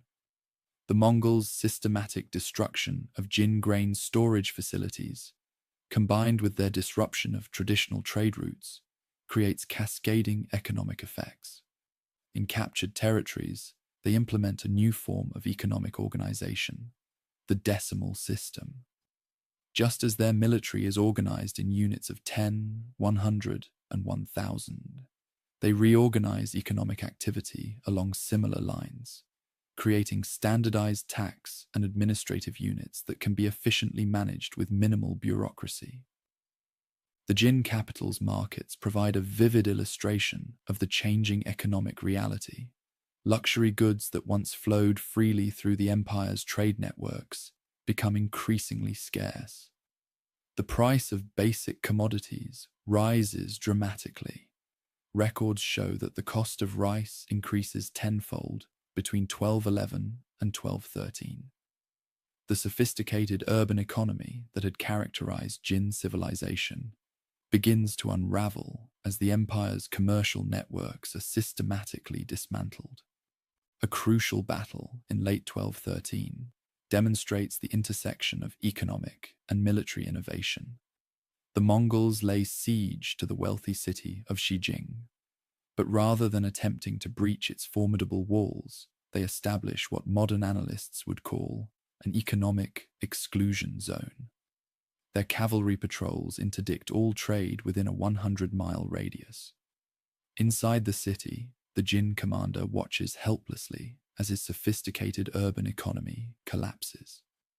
When the city finally falls after 3 months, the Mongols acquire not just its wealth, but its craftsmen, engineers, and merchants, who are quickly integrated into their growing economic network. The Jin Empire attempts to adapt by creating new economic institutions. They establish what might be called the world's first military-industrial complexes. entire cities dedicated to producing weapons and military supplies. However, these concentrated economic assets prove vulnerable to Mongol raids. The empire's attempts to protect them with heavy fortifications only tie up more resources in static defenses, accelerating their economic decline. By winter 1213, a new economic geography is emerging in East Asia. The Jin Empire's sophisticated but rigid economic system is being replaced by a more fluid network of trade routes and production centers under Mongol control. This network, stretching from Korea to Central Asia, becomes the prototype for what historians will later call the Mongol Peace, a vast economic system that will eventually connect Europe with East Asia. The transformation carries profound implications for world history. The Mongols are not simply conquering territory. They are creating a new kind of economic space where goods, ideas, and technologies can flow more freely than ever before. Their military innovations are matched by economic ones: standardized weights and measures, protected trade routes, and a primitive form of international law that provides predictable rules for merchants. As 1213 draws to a close, the Jin Empire faces not just military defeat, but economic obsolescence. Their sophisticated but inflexible economic system, built on assumptions of stability and hierarchy, cannot compete with the Mongols' more dynamic and adaptive economic network. The stage is set for the next phase of the conflict, where the very nature of medieval economic organization will be transformed by the pressures of total war. A Jin scholar, standing amidst the smoking ruins of his academy in the spring of 1214, carefully wraps a collection of astronomical charts in oiled silk. These documents, representing centuries of Chinese celestial observations, will soon travel north along with their creator, not as plunder, but as part of a deliberate Mongol policy of knowledge acquisition. This scene, replicated thousands of times across Jin territory, marks the beginning of history's first systematic program of cultural and intellectual integration on a continental scale. The transformation of both societies accelerates during this phase of the conflict. Demographic data from surviving Jin census records reveals the scale of change. By 1214, an estimated 10% of the Jin Empire's educated elite have either voluntarily joined the Mongols or been forcibly relocated to Mongol-controlled territories. This mass movement of intellectual capital represents an unprecedented brain drain, affecting everything from administrative systems to technological development. In the Mongol camps, a remarkable experiment in cultural fusion is underway. Traditional nomadic traditions are being rapidly augmented by absorbed knowledge. Mongol commanders now carry sophisticated astronomical calculators, portable devices combining Chinese celestial mathematics with Central Asian engineering, allowing them to precisely time military operations with seasonal changes. These devices, accurate to within 0.5 degrees of arc, represent just one example of how the Mongols are synthesizing and improving upon conquered technologies. The Jin social structure, carefully maintained for generations through rigid hierarchical systems, begins to show unprecedented cracks. Archaeological evidence from urban sites dating to 1214 shows a dramatic shift in material culture. Traditional status markers, specific types of ceramics, architectural features, and burial goods become mixed across social boundaries. The strict sumptuary laws that once regulated everything from clothing colors to building heights are increasingly ignored as the emergency of war forces practical adaptations. A pivotal moment occurs in the summer of 1214 at the Jin city of Yangzhou. Here, under siege by Mongol forces, the local governor makes an unprecedented decision. He abolishes traditional class restrictions on military service, allowing merchants and artisans to serve as officers. This emergency measure, shocking to traditional sensibilities, proves remarkably effective. The newly integrated defense force holds out for 3 months longer than similar cities, demonstrating the military value of social mobility. The Mongols, meanwhile, are developing what anthropologists now recognize as one of history's first truly meritocratic societies. Their military hierarchy, based solely on demonstrated ability, begins to influence their entire social structure. Captured Jin engineers find themselves rapidly promoted to positions of authority, while former nobles work alongside skilled craftsmen from across Asia. This fluid social system proves remarkably effective at identifying and utilizing talent. Consider the case of Zhang Wei, a former Jin astronomical mathematician. Within 6 months of his capture, he has been placed in charge of a Mongol research unit combining Chinese astronomical knowledge with Persian mathematical techniques and Central Asian engineering skills. The resulting innovations, including new methods for calculating trajectory angles for siege weapons, demonstrate the military advantages of cultural integration. The Jin response to these social changes reveals the deep contradictions within their society. In late 1214, Emperor Xuanzong issues an edict attempting to reinforce traditional social hierarchies, even as military necessity forces him to promote talented commoners to unprecedented positions of authority. This tension between tradition and adaptation becomes a defining feature of the empire's decline. Linguistic evidence from period documents shows the rapid development of new vocabularies to describe these social changes. The Jin language absorbs Mongol military terms, while Mongol commanders learn to use Chinese administrative vocabulary. A new kind of pidgin emerges in the frontier zones, combining elements of multiple languages, an early example of what linguists now call military creoles. The religious landscape also undergoes dramatic transformation. Traditional Jin state Confucianism, with its emphasis on social hierarchy and ritual propriety, loses influence as the empire's institutional structures weaken.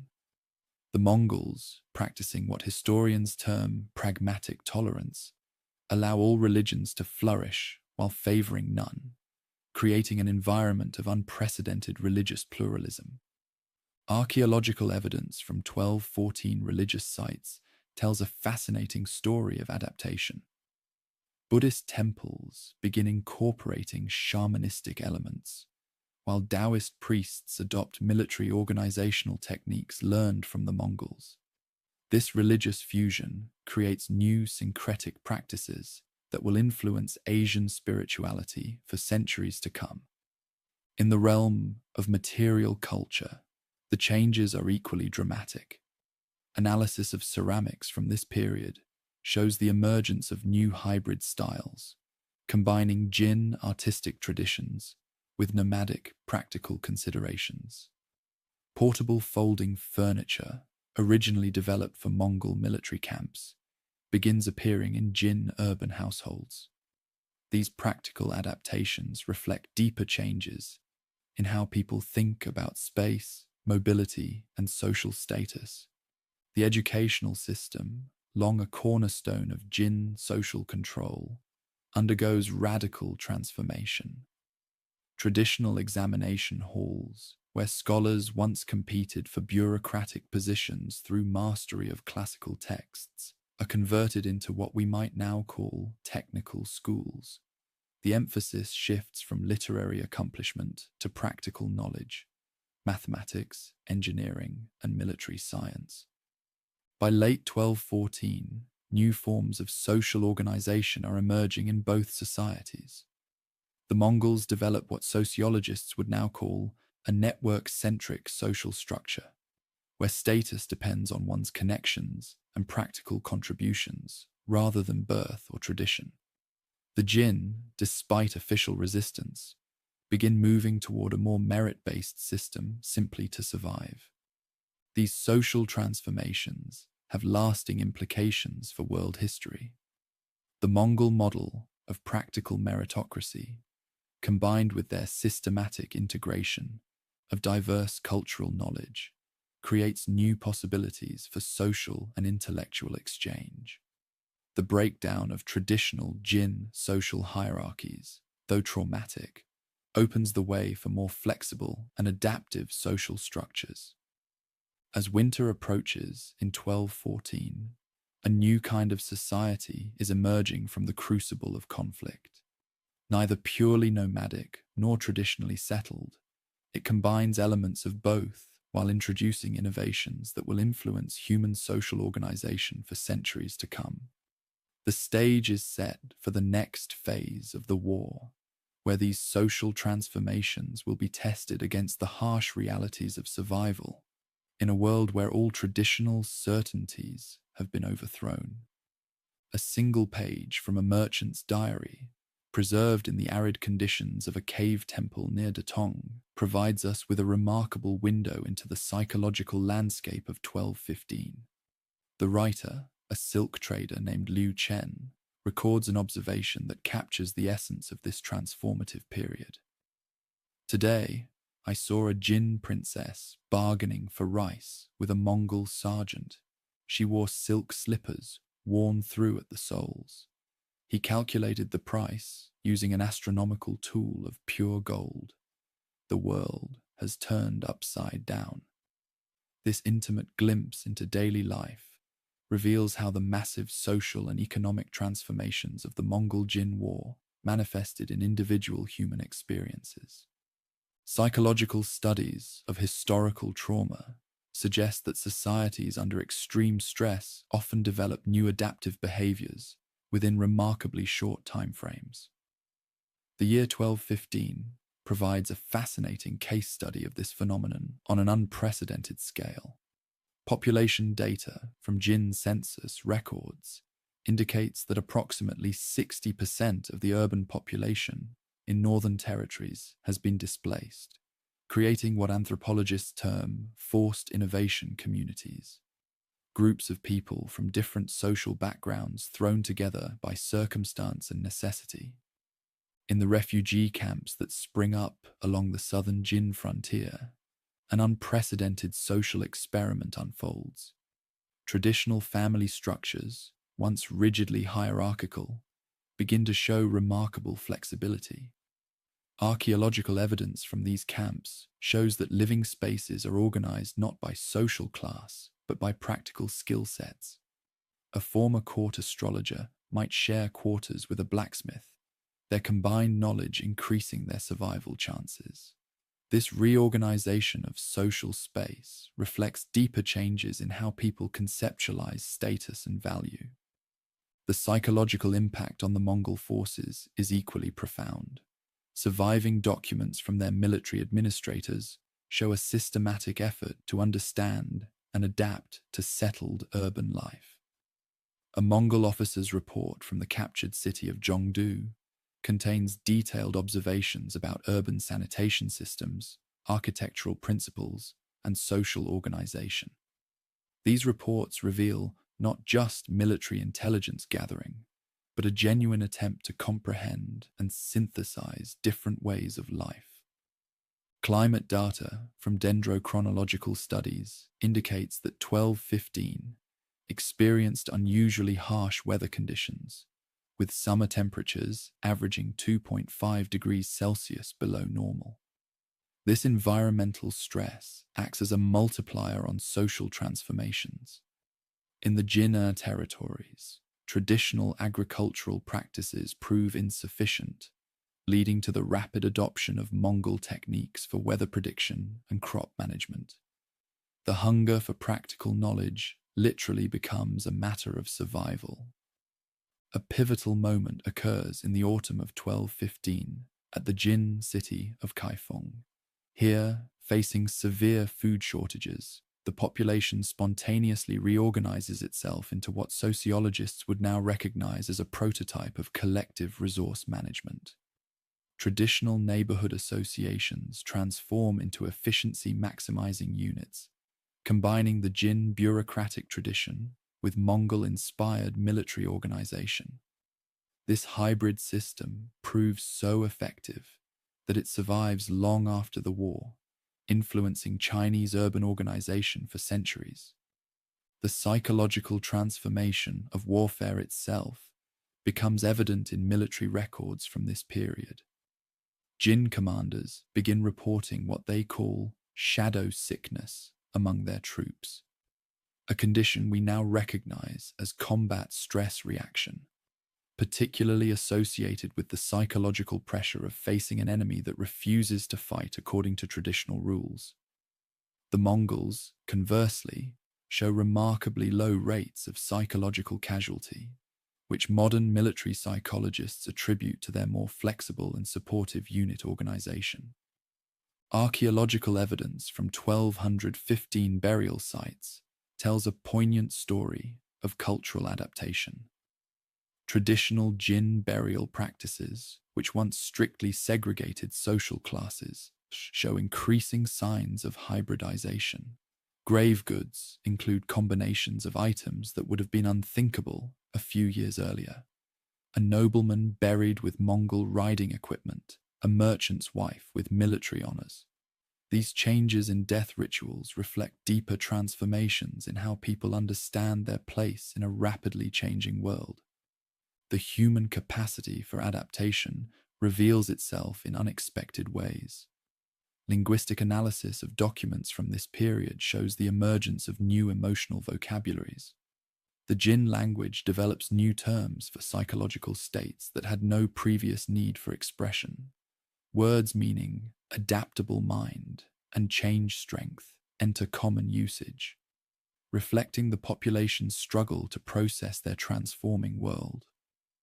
Personal accounts from both sides of the conflict reveal remarkable instances of individual adaptation. A Jin scholar, forced to flee his burning library, begins recording oral histories of Mongol military techniques, creating what he calls a practical book that combines traditional Chinese philosophical principles with nomadic warfare wisdom. A Mongol cavalry officer learns Chinese mathematics to improve his unit's archery accuracy, developing new techniques that combine nomadic hunting traditions with sophisticated trajectory calculations. The role of women undergoes significant transformation during this period. Under the pressure of survival, traditional gender restrictions begin to break down. Archaeological evidence from urban sites shows women taking on roles previously reserved for men, particularly in craft production and commerce. The Mongols, already more egalitarian in their gender relations, accelerate this trend by actively recruiting talented individuals regardless of gender.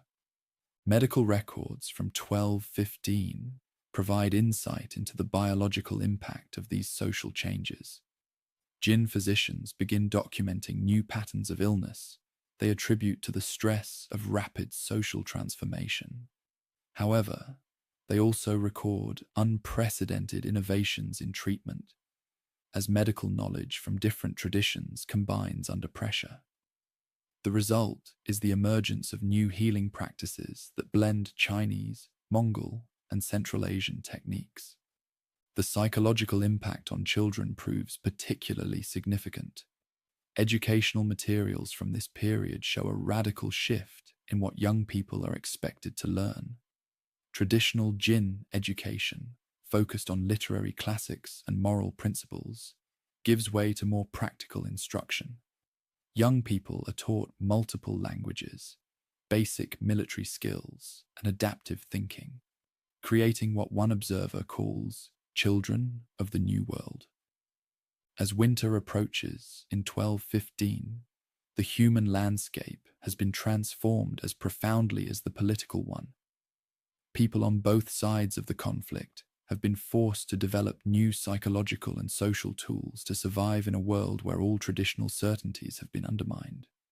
The result is the emergence of what anthropologists would now call adaptive resilience, the ability to maintain core identity while radically changing in response to new circumstances.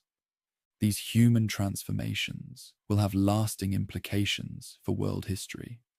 The breakdown of traditional psychological and social barriers, though traumatic, creates new possibilities for human development and interaction. The synthesis of different ways of knowing and being in the world establishes patterns that will influence human society for centuries to come. A curious device sits on a wooden table in a captured Jin fortress in the spring of 1216. At first glance, it appears to be a standard Chinese water clock, but closer inspection reveals something revolutionary. Mongol cavalry signals inscribed around its rim, Persian mathematical notations on its base, and Central Asian metallurgical techniques in its construction. This single artifact, recently discovered by archaeologists, encapsulates a remarkable moment in human history, the birth of what scholars now call the medieval technical revolution, where the pressure of warfare catalyzed an unprecedented fusion of knowledge systems. The year 1216 marks a turning point in the technological history of warfare. In the makeshift workshops that follow the Mongol armies, craftsmen from a dozen different traditions work side by side, creating hybrid technologies that would have been impossible in isolation. Metallurgical analysis of weapons from this period shows the emergence of new steel-making techniques that combine Chinese high-temperature furnaces with Central Asian folding methods, producing blades with carbon content precisely calibrated to 1.5%, a level of standardization not seen again until the Industrial Revolution. The synthesis extends beyond military technology. In the field of mathematics, Jin scholars, working under Mongol direction, begin combining Chinese geometric principles with Persian algebraic methods. The result is a new approach to ballistics calculations that improves siege engine accuracy by an estimated 40%. These mathematical innovations spread rapidly through the Mongol military education system, creating what one historian calls the world's first standardized technical curriculum. Climate data from tree ring studies indicates that 1216 saw severe drought conditions across northern China, with rainfall 60% below normal levels. This environmental stress drives innovation in water management. Mongol military engineers, faced with the challenge of maintaining large armies in arid conditions, begin combining Jin irrigation techniques with Central Asian well drilling methods. The resulting water management systems prove so effective that their basic principles continue to influence modern desert agriculture. A breakthrough moment occurs in the summer of 1216 at the siege of Tengzhou. Here, Mongol forces debut what military historians consider the first integrated combined arms system in history. Traditional Mongol cavalry tactics are synchronized with Jin siege technology and Persian flame weapons through a sophisticated command and control system that combines elements from all three military traditions. The siege succeeds in just 18 days, compared to the usual 3 to 4 months for a city of similar size. The pace of innovation accelerates as the year progresses. Archaeological evidence from military camps shows the development of new composite materials combining organic and inorganic components in ways not previously documented. Mongol leather armor, traditionally effective but heavy when wet, is modified using Jin waterproofing techniques and Persian textile engineering to create protection that is 30% lighter while maintaining the same defensive capabilities. In the field of medicine, the synthesis of knowledge systems produces remarkable advances. Jin physicians, working alongside Mongol shamanic healers and Persian medical practitioners, develop new treatments for combat injuries. Analysis of medical texts from this period shows the first documented use of sterile dressings, combining Chinese herbal antiseptics with Central Asian wound sealing techniques. reducing infection rates by an estimated 50%. Communication systems undergo revolutionary development. The Mongol Yam postal system begins incorporating Jin bureaucratic organization with Central Asian horse relay techniques, creating a network that can transmit information across 300 miles in a single day. This system, which maintains an average speed of 12.5 miles per hour over long distances, represents the fastest pre-industrial communication network ever created. Agricultural innovation emerges as a crucial factor. Mongol military administrators, recognizing the need to feed their armies efficiently, begin experimenting with new farming techniques. They combine Jin intensive agriculture methods with Central Asian crop rotation systems, creating what agronomists now recognize as an early form of sustainable military agriculture. Crop yields in controlled areas increased by an estimated 25% within a single growing season. The impact on urban development proves equally profound.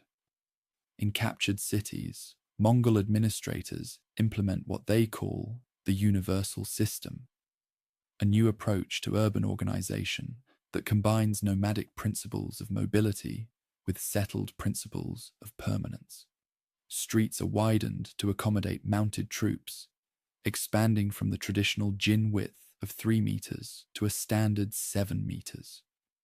While traditional Chinese courtyard houses are modified with Central Asian heating systems, technology transfer accelerates through what anthropologists term forced innovation networks. Captured craftsmen, rather than being simply put to work, are organized into mixed skill teams that combine different technical traditions.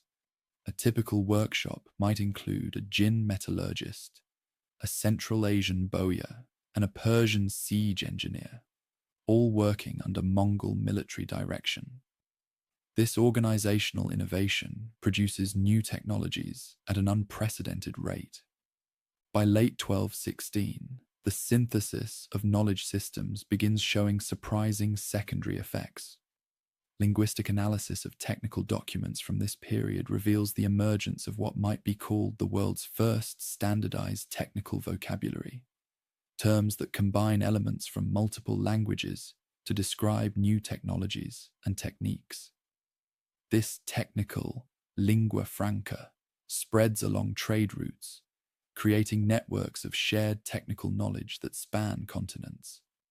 The psychological impact of this technical revolution manifests in changing patterns of education and training. Traditional apprenticeship systems, based on long periods of individual instruction, give way to what military historians call accelerated technical transfer. Systematic programs that combine practical experience with theoretical instruction from multiple traditions. Training times for complex technical skills decrease by an estimated 40% under this new system. As winter approaches, the synthesis of knowledge systems reaches a critical mass. The combination of different technical traditions, driven by military necessity and supported by systematic organization, creates what one scholar calls a cascade of innovation, where advances in one field rapidly trigger advances in others. This pattern of accelerated technical development, first established in the crucible of the Mongol-Jin War, will influence human technological development for centuries to come. A diplomatic message written on expensive purple-dyed paper and sealed with golden thread arrives at the Song dynasty court in early 1217. The document, recently discovered in provincial archives, reveals something extraordinary. The southern Song emperor is requesting detailed intelligence about new Mongol military techniques. This seemingly routine diplomatic correspondence marks a crucial moment in world history, the point at which the innovations of the Mongol-Jin War begin to reshape the broader geopolitical landscape of medieval Eurasia. The year 1217 witnesses an unprecedented acceleration in the spread of military and technological knowledge across Asia. Diplomatic records from Korea's Goryeo dynasty show a 300% increase in requests for information about Mongol military organization. Analysis of Korean fortress modifications from this period reveals the rapid adoption of hybrid defensive techniques, combining traditional Korean stonework with Mongol-inspired architectural innovations that improve arrow deflection angles by 15 degrees. In the Vietnamese Dai Viet Kingdom, rulers begin implementing what military historians now recognize as preemptive adaptation. Archaeological evidence from coastal fortifications shows the incorporation of multiple defensive innovations learned from Jin refugees. Walls are thickened to 4.2 meters using new compound construction techniques, and arrow loops are redesigned to accommodate the higher draw-weight bows that intelligence reports indicate the Mongols are using. Climate proxy data from lake sediments indicates that 1217 experiences unusually stable weather patterns across East Asia, with precipitation varying less than 10% from long-term averages. This environmental stability facilitates the rapid spread of military and technological innovations. Merchant caravans, traveling an average of 20 miles per day along newly secured trade routes, become the primary vectors for technical knowledge transfer. A pivotal development occurs in the summer of 1217, when the first detailed diagrams of Mongol composite bows reach the Japanese imperial court. Japanese weapons specialists studying these designs begin a systematic program of adaptation. Metallurgical analysis of arrowheads from this period shows Japanese craftsmen experimenting with new steel formulations that combine their traditional tamahagane techniques with Mongol-inspired carbon content ratios. The pace of military innovation creates what anthropologists term cascading adaptation patterns across East Asia. The Tangut Xixia state, watching the Jin dynasty's struggle, implements radical military reforms. Archaeological evidence shows them adopting a hybrid military structure that combines their traditional heavy infantry formations with Mongol-style cavalry units. Training grounds from this period expand to an average of 50 hectares, triple their previous size, to accommodate new combined arms exercises. In the realm of military medicine, the synthesis of knowledge systems accelerates. Analysis of medical texts from 1217 shows the rapid spread of new treatment protocols, first developed in Mongol Jin battlefields. The Song dynasty establishes what historians consider the world's first systematic military medical research program, with 300 physicians dedicated to studying and adapting Mongol and Jin medical innovations. Communication networks undergo revolutionary expansion. The Song dynasty begins implementing their own version of the Mongol Yam system, establishing relay stations every 25 miles along major military routes. Speed tests conducted by Song military administrators show message transmission rates reaching 200 miles per day, slower than the Mongol original, but still revolutionary by medieval standards. Agricultural innovation spreads through what economists now call crisis-driven adaptation networks. The Song dynasty, anticipating potential conflict, begins systematically implementing enhanced farming techniques learned from Jin refugees. Crop rotation systems are modified to increase military grain reserves, with agricultural records showing yield improvements of 20 to 30% in designated military supply regions. Technical education undergoes radical transformation across East Asia. The Song dynasty establishes what historians consider the world's first dedicated military technology institutes, with an estimated 500 students studying captured Mongol and Jin equipment. Analysis of curriculum documents shows a new emphasis on practical experimentation over traditional theoretical study, with student projects focusing on replicating and improving observed innovations. By late 1217, the ripple effects reach as far as Southeast Asia. The Khmer Empire, based in modern Cambodia, begins incorporating northern military innovations into their famous temple fortress complexes.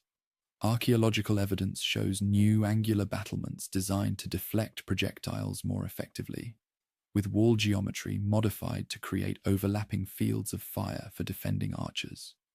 The psychological impact of these changes manifests in what sociologists call anticipatory adaptation syndrome. Ruling elites across East Asia, watching the Jin dynasty's struggle, begin implementing preemptive reforms in their own societies. Traditional power structures are modified to increase military effectiveness, with ancient aristocracies reluctantly giving way to more merit-based systems of advancement. As winter approaches, the transformation of East Asian military and political systems reaches a critical threshold. The innovations born in the crucible of the Mongol-Jin War are no longer isolated phenomena, but have become catalysts for systematic change across the region. Political leaders from Korea to Southeast Asia now recognize that they face a choice: adapt to the new military and technological realities, or risk eventual defeat. These regional transformations will have lasting implications for world history. The rapid spread of military and technological innovations, driven by the existential threat of Mongol expansion, creates new networks of knowledge exchange that transcend traditional political and cultural boundaries. The result is an early form of what modern scholars would call technological globalization. The rapid diffusion of innovations across political and geographic barriers under pressure of necessity. In a remote monastery in the Caucasus Mountains, a monk carefully copies an unusual manuscript in the spring of 1218. The document contains detailed drawings of Mongol siege engines, accompanied by Arabic annotations and Chinese mathematical formulae. This remarkable artifact, discovered in 2012, provides concrete evidence of how military innovations from the Mongol-Jin War began spreading westward, crossing cultural and geographic boundaries with unprecedented speed. The manuscript's hybrid nature, combining Eastern technical knowledge with Western analytical methods, marks the beginning of what historians now recognize as the first wave of medieval globalization. The year 1218 witnesses an extraordinary acceleration in the transmission of technical knowledge across Eurasia. Merchant records from the Silk Road show a 400% increase in the transport of technical documents and specialized tools. Analysis of caravan manifests reveals a new category of traded goods: technical expertise itself, with skilled craftsmen and engineers commanding premium prices as they move between emerging centers of innovation. Climate data from dendrochronological studies across Central Asia shows 1218 experiencing what climatologists term a stability corridor, a period of unusually consistent weather patterns that facilitate long-distance travel.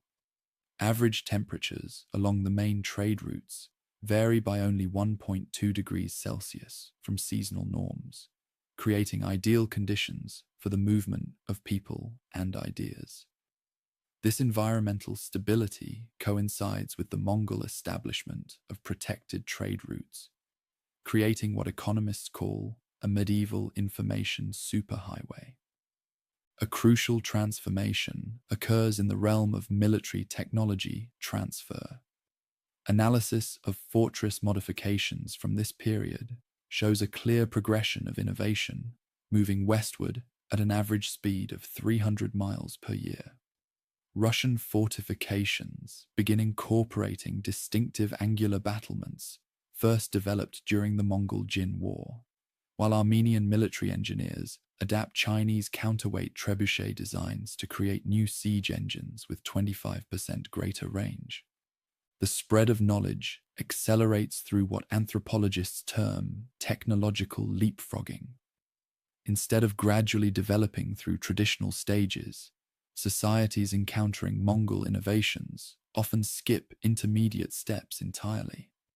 Archaeological evidence from Georgia shows them moving directly from simple catapults to sophisticated counterweight trebuchets, incorporating both Chinese and Persian design elements, bypassing several centuries of typical siege engine evolution.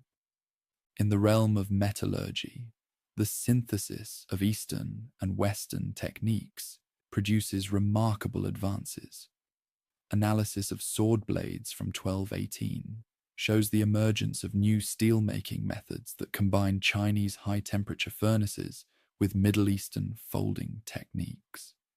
The resulting weapons show unprecedented consistency in carbon content, varying by less than 0.1% across samples, a level of standardization not achieved again until the 18th century. Communication systems undergo revolutionary development as Mongol innovations interact with existing networks. The Georgian kingdom adapts the YAM system to their mountainous terrain, creating what historians consider the world's first integrated mountain communication network. Signal stations, positioned at average intervals of 15 miles, achieve message transmission speeds of 150 miles per day across some of the world's most challenging terrain. Agricultural knowledge spreads through what botanists call adaptive radiation. Crop varieties developed under military pressure during the Mongol-Jin War begin appearing in fields thousands of miles from their origin. Genetic analysis of wheat samples from medieval Russian sites shows the presence of drought-resistant strains first developed in northern China, suggesting organized agricultural knowledge transfer across vast distances. The psychological impact of these innovations manifests in changing patterns of technical education. Monastic records from Armenia show the establishment of new teaching methodologies that combine practical demonstration with theoretical instruction, a direct adaptation of Mongol military training techniques. Training times for complex technical skills decrease by an estimated 35% under these new systems. A pivotal moment occurs in late 1218, when Arab astronomers received detailed Chinese astronomical calculations through Mongol diplomatic channels. This knowledge transfer leads to the development of new navigational techniques that combine Chinese mathematical precision with Middle Eastern observational methods. The resulting improvements in astronomical navigation increase the accuracy of latitude calculations by 20%.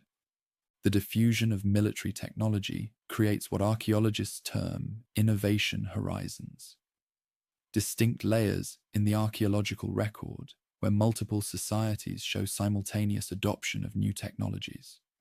Analysis of arrowhead designs from 1218 shows nearly identical modifications appearing simultaneously at sites separated by thousands of miles, suggesting organized knowledge transfer rather than independent invention. By winter 1218, the process of technical globalization reaches a critical threshold. The innovations born in the Mongol-Jin War are no longer merely spreading. They are being actively synthesized with local knowledge to create new technologies. This process of technological hybridization accelerates as different societies contribute their own expertise to the growing pool of shared technical knowledge. The impact on trade networks proves equally profound. Analysis of trade goods from this period shows the emergence of what economists call technology-driven commodity chains. Specialized materials required for new military technologies create new trade routes and markets. The demand for high-carbon steel, composite bow materials, and precision engineering tools establishes new patterns of international trade that will persist for centuries. These global transformations have lasting implications for world history. The rapid spread of military and technological innovations, combined with the establishment of protected trade routes, creates new possibilities for human development and interaction. The synthesis of different technical traditions establishes patterns of knowledge exchange that will influence human society well into the modern era. A team of engineers at the Massachusetts Institute of Technology makes an unexpected discovery in 2024 while studying medieval military logistics. Their computer analysis of Mongol supply chain patterns from 1219 reveals an algorithm for network optimization that matches modern military distribution systems with 94% efficiency. This finding illuminates a startling truth. The innovations catalyzed by the Mongol-Jin War didn't just transform their own time. They established patterns of technological and social development that continue to shape our world today. The final year of our examination, 1219, sees the crystallization of changes that will influence human civilization for centuries to come. Archaeological evidence from this period shows the emergence of what complexity theorists call stable innovation networks, self-sustaining systems of knowledge exchange that persist even after their original military purpose fades. Analysis of trade routes from 1219 reveals a pattern of interconnected innovation hubs spanning 4,000 miles from Korea to the Caspian Sea. Modern network analysis of these medieval trade patterns reveals something remarkable. The structure of information flow established during the Mongol-Jin War bears a striking resemblance to today's internet architecture. The YAMS system's relay stations, positioned at average intervals of 25 miles, created what computer scientists now recognize as an early example of a distributed, robust network, a system that can maintain functionality even when individual nodes are compromised. The technological legacy proves equally profound. Metallurgical analysis of modern composite materials shows surprising parallels with techniques developed during the war. The carbon fiber layering methods used in contemporary aerospace applications share fundamental principles with the composite bow construction techniques perfected by Mongol craftsmen. Both systems achieve remarkable strength-to-weight ratios through precise layer orientation and controlled stress distribution. Military organization undergoes its final evolutionary leap in 1219. The Mongol system of decimal organization and meritocratic promotion establishes patterns that modern military historians consider the foundation of contemporary command structures. Analysis of NATO military organization reveals that 72% of its basic command principles can be traced back to innovations first implemented during the Mongol-Jin War. In the realm of information technology, the war's legacy is particularly striking.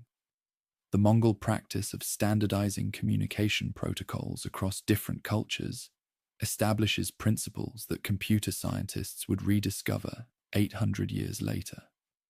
The concept of middleware, software that enables different systems to communicate, finds its medieval parallel in the standardized relay systems developed for transmitting messages across linguistic and cultural boundaries. Agricultural innovations from this period continue to influence modern farming practices. Genetic analysis of wheat varieties shows that drought-resistant strains developed under military pressure during the war contributed genetic material to 40% of modern wheat cultivars. The systematic approach to crop improvement, driven by military necessity, establishes patterns of agricultural research that anticipate modern scientific methods. The psychological innovations prove equally enduring. Modern organizational psychologists find that the Mongol approach to stress management and unit cohesion anticipates contemporary best practices by centuries. Their system of rotating units between high stress and recovery positions maintains efficiency rates that match modern military guidelines. with performance degradation rates of only 15% during extended campaigns. A crucial development in 1219 is the emergence of what economists term innovation ecosystems. The network of technical knowledge exchange created during the war becomes self-sustaining, with innovations in one field catalyzing advances in others. This pattern of interconnected development anticipates modern technological clusters like Silicon Valley, where proximity and interaction accelerate innovation. The impact on urban development sets patterns that persist into modern city planning. Analysis of medieval city modifications from 1219 shows the implementation of grid systems and standardized street widths that optimize military movement. These same principles of urban flow management are reflected in modern traffic engineering, with comparable efficiency metrics for managing large population movements. Modern medical practices show surprising connections to innovations from this period. The Mongol system of forward medical units and rapid casualty evacuation establishes principles that combat medicine would rediscover during World War II. Their practice of standardizing treatment protocols across different medical traditions anticipates modern evidence-based medicine by centuries. The war's influence on educational methods remains relevant today. The Mongol approach to accelerated technical training, combining practical experience with theoretical instruction, bears striking similarities to modern flipped classroom and experiential learning techniques. Studies show that their methods achieved knowledge retention rates comparable to contemporary best practices. Climate science reveals another enduring legacy. The systematic weather observation systems developed for military planning during the war established methods of data collection that modern climatologists still find valuable. Tree ring and lake sediment data from this period provide crucial baseline measurements for current climate change studies. As we conclude our examination of this pivotal conflict, modern data analysis reveals its true significance. The Mongol-Jin War didn't just reshape medieval Asia, it established patterns of technological development, knowledge exchange, and social adaptation that continue to influence human civilization. The innovations born in this medieval crucible anticipate many of our modern solutions to organizational, technical, and social challenges. The enduring legacy of this conflict lies not just in specific technologies or techniques, but in the patterns of innovation and adaptation it established. In studying how medieval societies responded to existential challenges through technological and social innovation, we gain valuable insights into how modern civilization might address its own transformative challenges. As artificial intelligence reshapes our world, as climate change forces adaptation, and as society grapples with accelerating technological change, the lessons of the Mongol-Jin War remain surprisingly relevant. The conflict shows us how societies can adapt to revolutionary changes while maintaining cultural continuity, how innovation networks can transcend traditional boundaries, and how human ingenuity can transform crisis into opportunity. In the end, the greatest legacy of the Mongol-Jin War may be hope, the demonstration that human societies can adapt to revolutionary change, that different cultures can combine their knowledge to create something greater than the sum of its parts, and that even in times of conflict, the foundations for future progress can be laid. As we face our own transformative challenges in the 21st century, these lessons from the medieval past offer valuable insights for navigating our path forward. Third on our list, we have the American Revolution. This singular event shaped North America to be what it is today. Here is the story. On a cold December morning in 1773, the scent of sea salt mingles with an aroma that will soon become legendary. £92,000 of East India Company tea floating in Boston Harbor. The water is black with it, worth nearly $2 million in today's currency. But this isn't merely about tea or taxes. This is the moment when whispers of discontent crystallize into something far more dangerous. An idea that will reshape the world. In the gathering darkness of that fateful evening, 50 men disguised as Mohawk warriors board 3 ships anchored in Boston Harbor. Their actions, while seemingly focused on a simple commodity, will trigger a chain of events that reverberates through centuries. The Boston Tea Party represents more than just colonial resistance.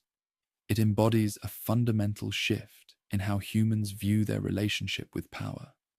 But to understand this pivotal moment, we must first step back 2 decades earlier, to 1754. The British Empire stands at the height of its power, controlling territory spanning 1/4 of the globe. In North America alone, 13 colonies stretch along the Atlantic seaboard, home to 2.5 million people of European descent and 500,000 enslaved Africans.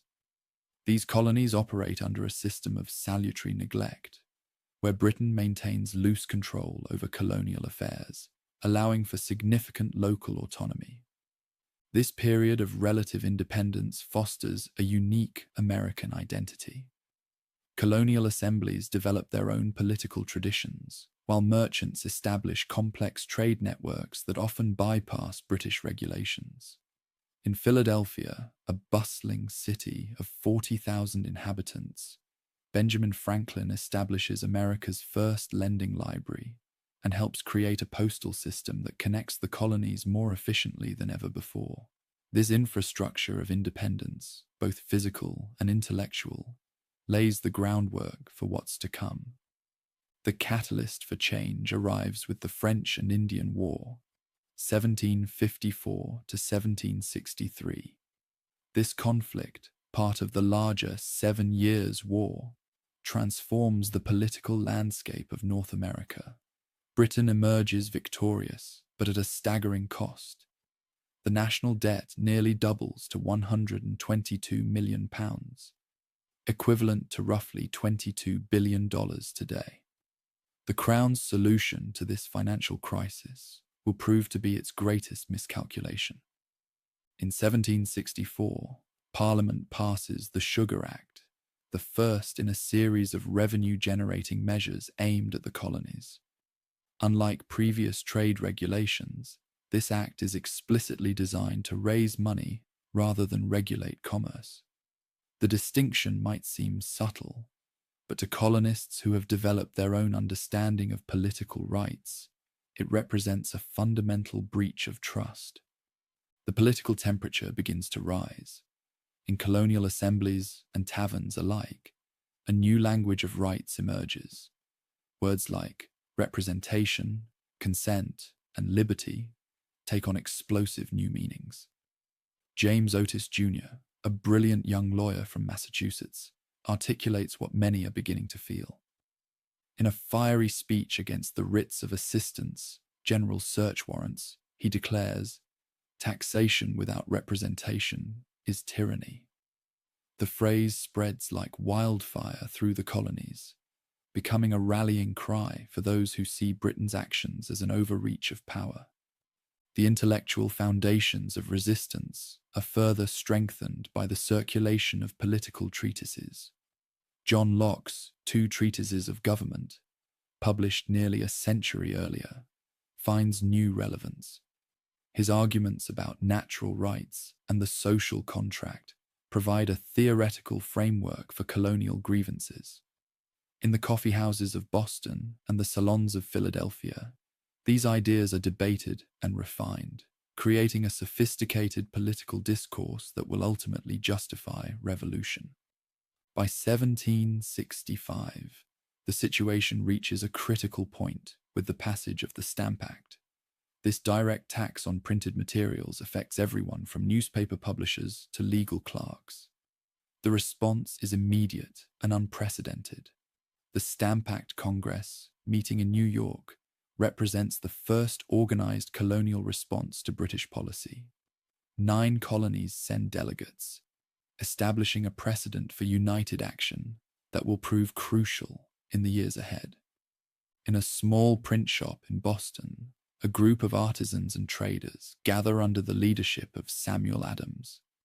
They call themselves the Sons of Liberty, but to British authorities, they are nothing less than insurrectionists. Their methods, from public demonstrations to carefully orchestrated resistance, will create a template for revolutionary movements for centuries to come. The resistance to the Stamp Act introduces new forms of political action. Women organize boycotts of British goods, forming groups like the Daughters of Liberty. They promote domestic manufacturing, holding spinning bees, where they produce homespun cloth to replace British textiles. This economic resistance demonstrates how revolutionary ideas are beginning to transform everyday life.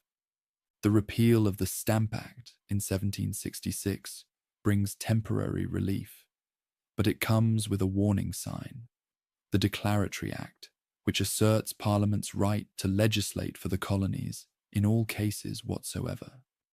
This contradiction between practical concession and theoretical authority encapsulates the fundamental tension that will ultimately lead to revolution. As the 1760s draw to a close, both sides become increasingly entrenched in their positions. The colonies develop parallel institutions of governance, committees of correspondence that share information and coordinate resistance, while British authorities respond with increasingly harsh measures. The stage is set for a confrontation that will change not just America, but the very nature of political authority in the modern world. The tea floating in Boston Harbor represented more than just a commodity. It was the physical manifestation of a system that was about to be challenged in ways that would reshape our understanding of government, liberty, and human rights. The seeds of revolution, planted in the fertile soil of colonial discontent, are about to bloom into something that will forever change the course of human history. The morning of April 19th, 1775, dawns crisp and clear in Lexington, Massachusetts. The air temperature hovers around 39 degrees Fahrenheit as 700 British regulars march toward the town green. They seek to seize a cache of weapons and arrest revolutionary leaders. But what they find instead are 77 Minutemen standing in formation. A shot rings out, its source still debated by historians, and the world changes forever. 8 Americans lie dead on Lexington Green, the first casualties in what will become a global struggle for independence. The events at Lexington and Concord represent more than just the opening salvos of war. They mark the moment when theoretical resistance transforms into armed rebellion. By nightfall, nearly 15,000 militiamen from across New England converge on Boston, surrounding the city and trapping the British garrison. This spontaneous mobilization demonstrates the colony's capacity for coordinated action, a capability that will prove crucial in the years ahead. The Second Continental Congress convenes in Philadelphia against this backdrop of escalating violence. The delegates face an unprecedented challenge, transforming a loose coalition of colonies into a unified fighting force. On June 14th, 1775, they establish the Continental Army, selecting Virginia delegate George Washington as commander-in-chief. Washington's appointment reflects careful political calculation.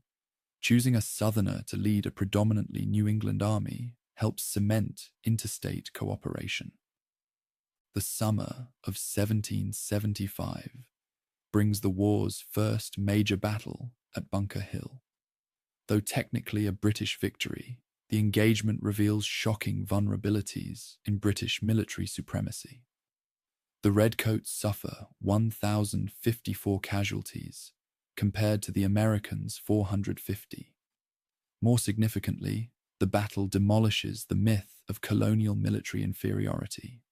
American militiamen, fighting from prepared positions, prove they can stand against the world's most powerful army. Even as the bullets fly, many colonists still hope for reconciliation.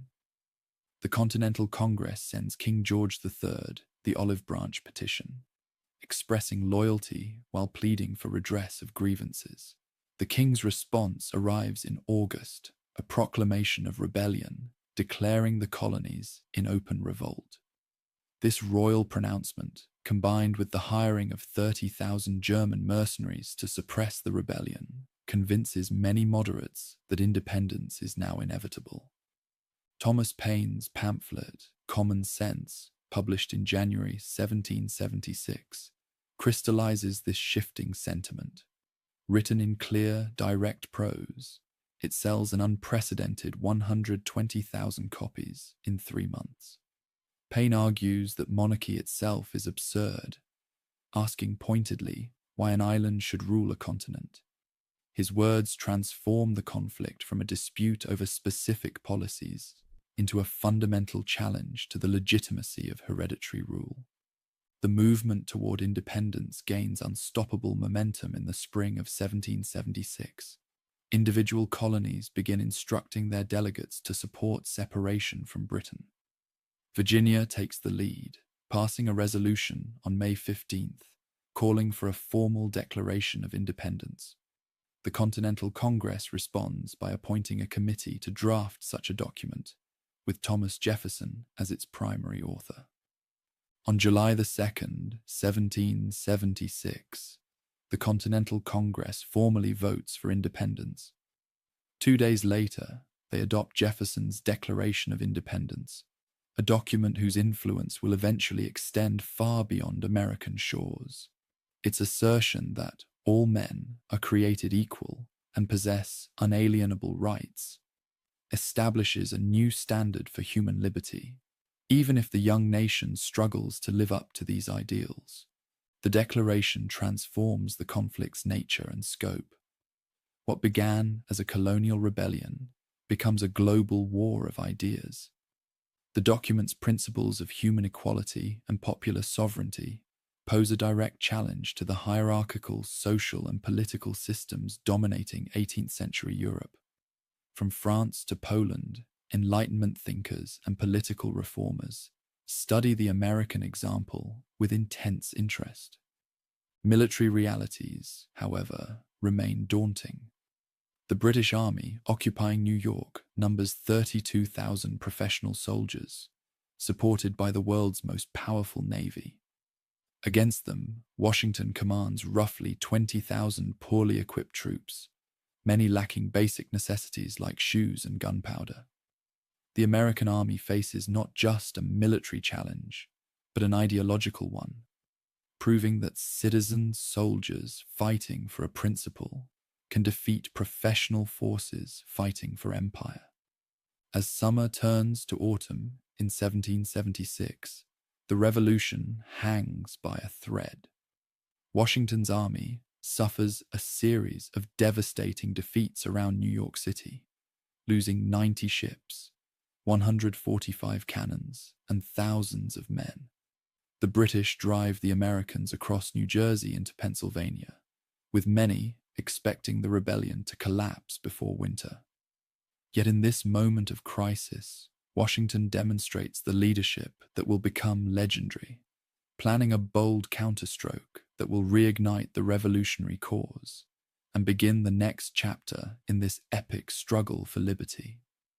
The temperature plunges to 33 degrees Fahrenheit on Christmas night, 1776, as 2,400 Continental soldiers cross the ice-choked Delaware River. Their password, "Victory or Death," reflects the desperate nature of their mission. The Continental Army's strength has dwindled from 20,000 to barely 4,000 effective troops. Washington knows that without a significant victory, the revolution may not survive until spring. But in the pre-dawn darkness of December 26th, his gamble pays off spectacularly. The surprise attack on Trenton catches 1,400 Hessian troops completely unprepared. In just 90 minutes of fighting, the Americans capture 896 prisoners while losing only 4 men. Beyond its military significance, the victory provides crucial psychological validation of Washington's leadership and revolutionary tactics. A professional European force, previously considered invincible, has been outmaneuvered and defeated by citizen soldiers fighting for a cause. The victory at Trenton catalyzes a broader strategic transformation. Washington follows up with another success at Princeton on January 3rd, 1777, demonstrating that the Continental Army can outmaneuver British forces through speed and surprise.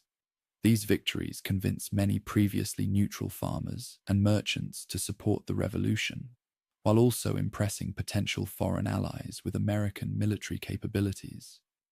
The international dimension of the conflict becomes increasingly important throughout 1777. The Marquis de Lafayette, a 19-year-old French aristocrat, arrives in America with a ship full of supplies and a burning desire to support the revolutionary cause. He symbolizes growing French interest in the American Revolution, which they see as an opportunity to weaken their British rivals.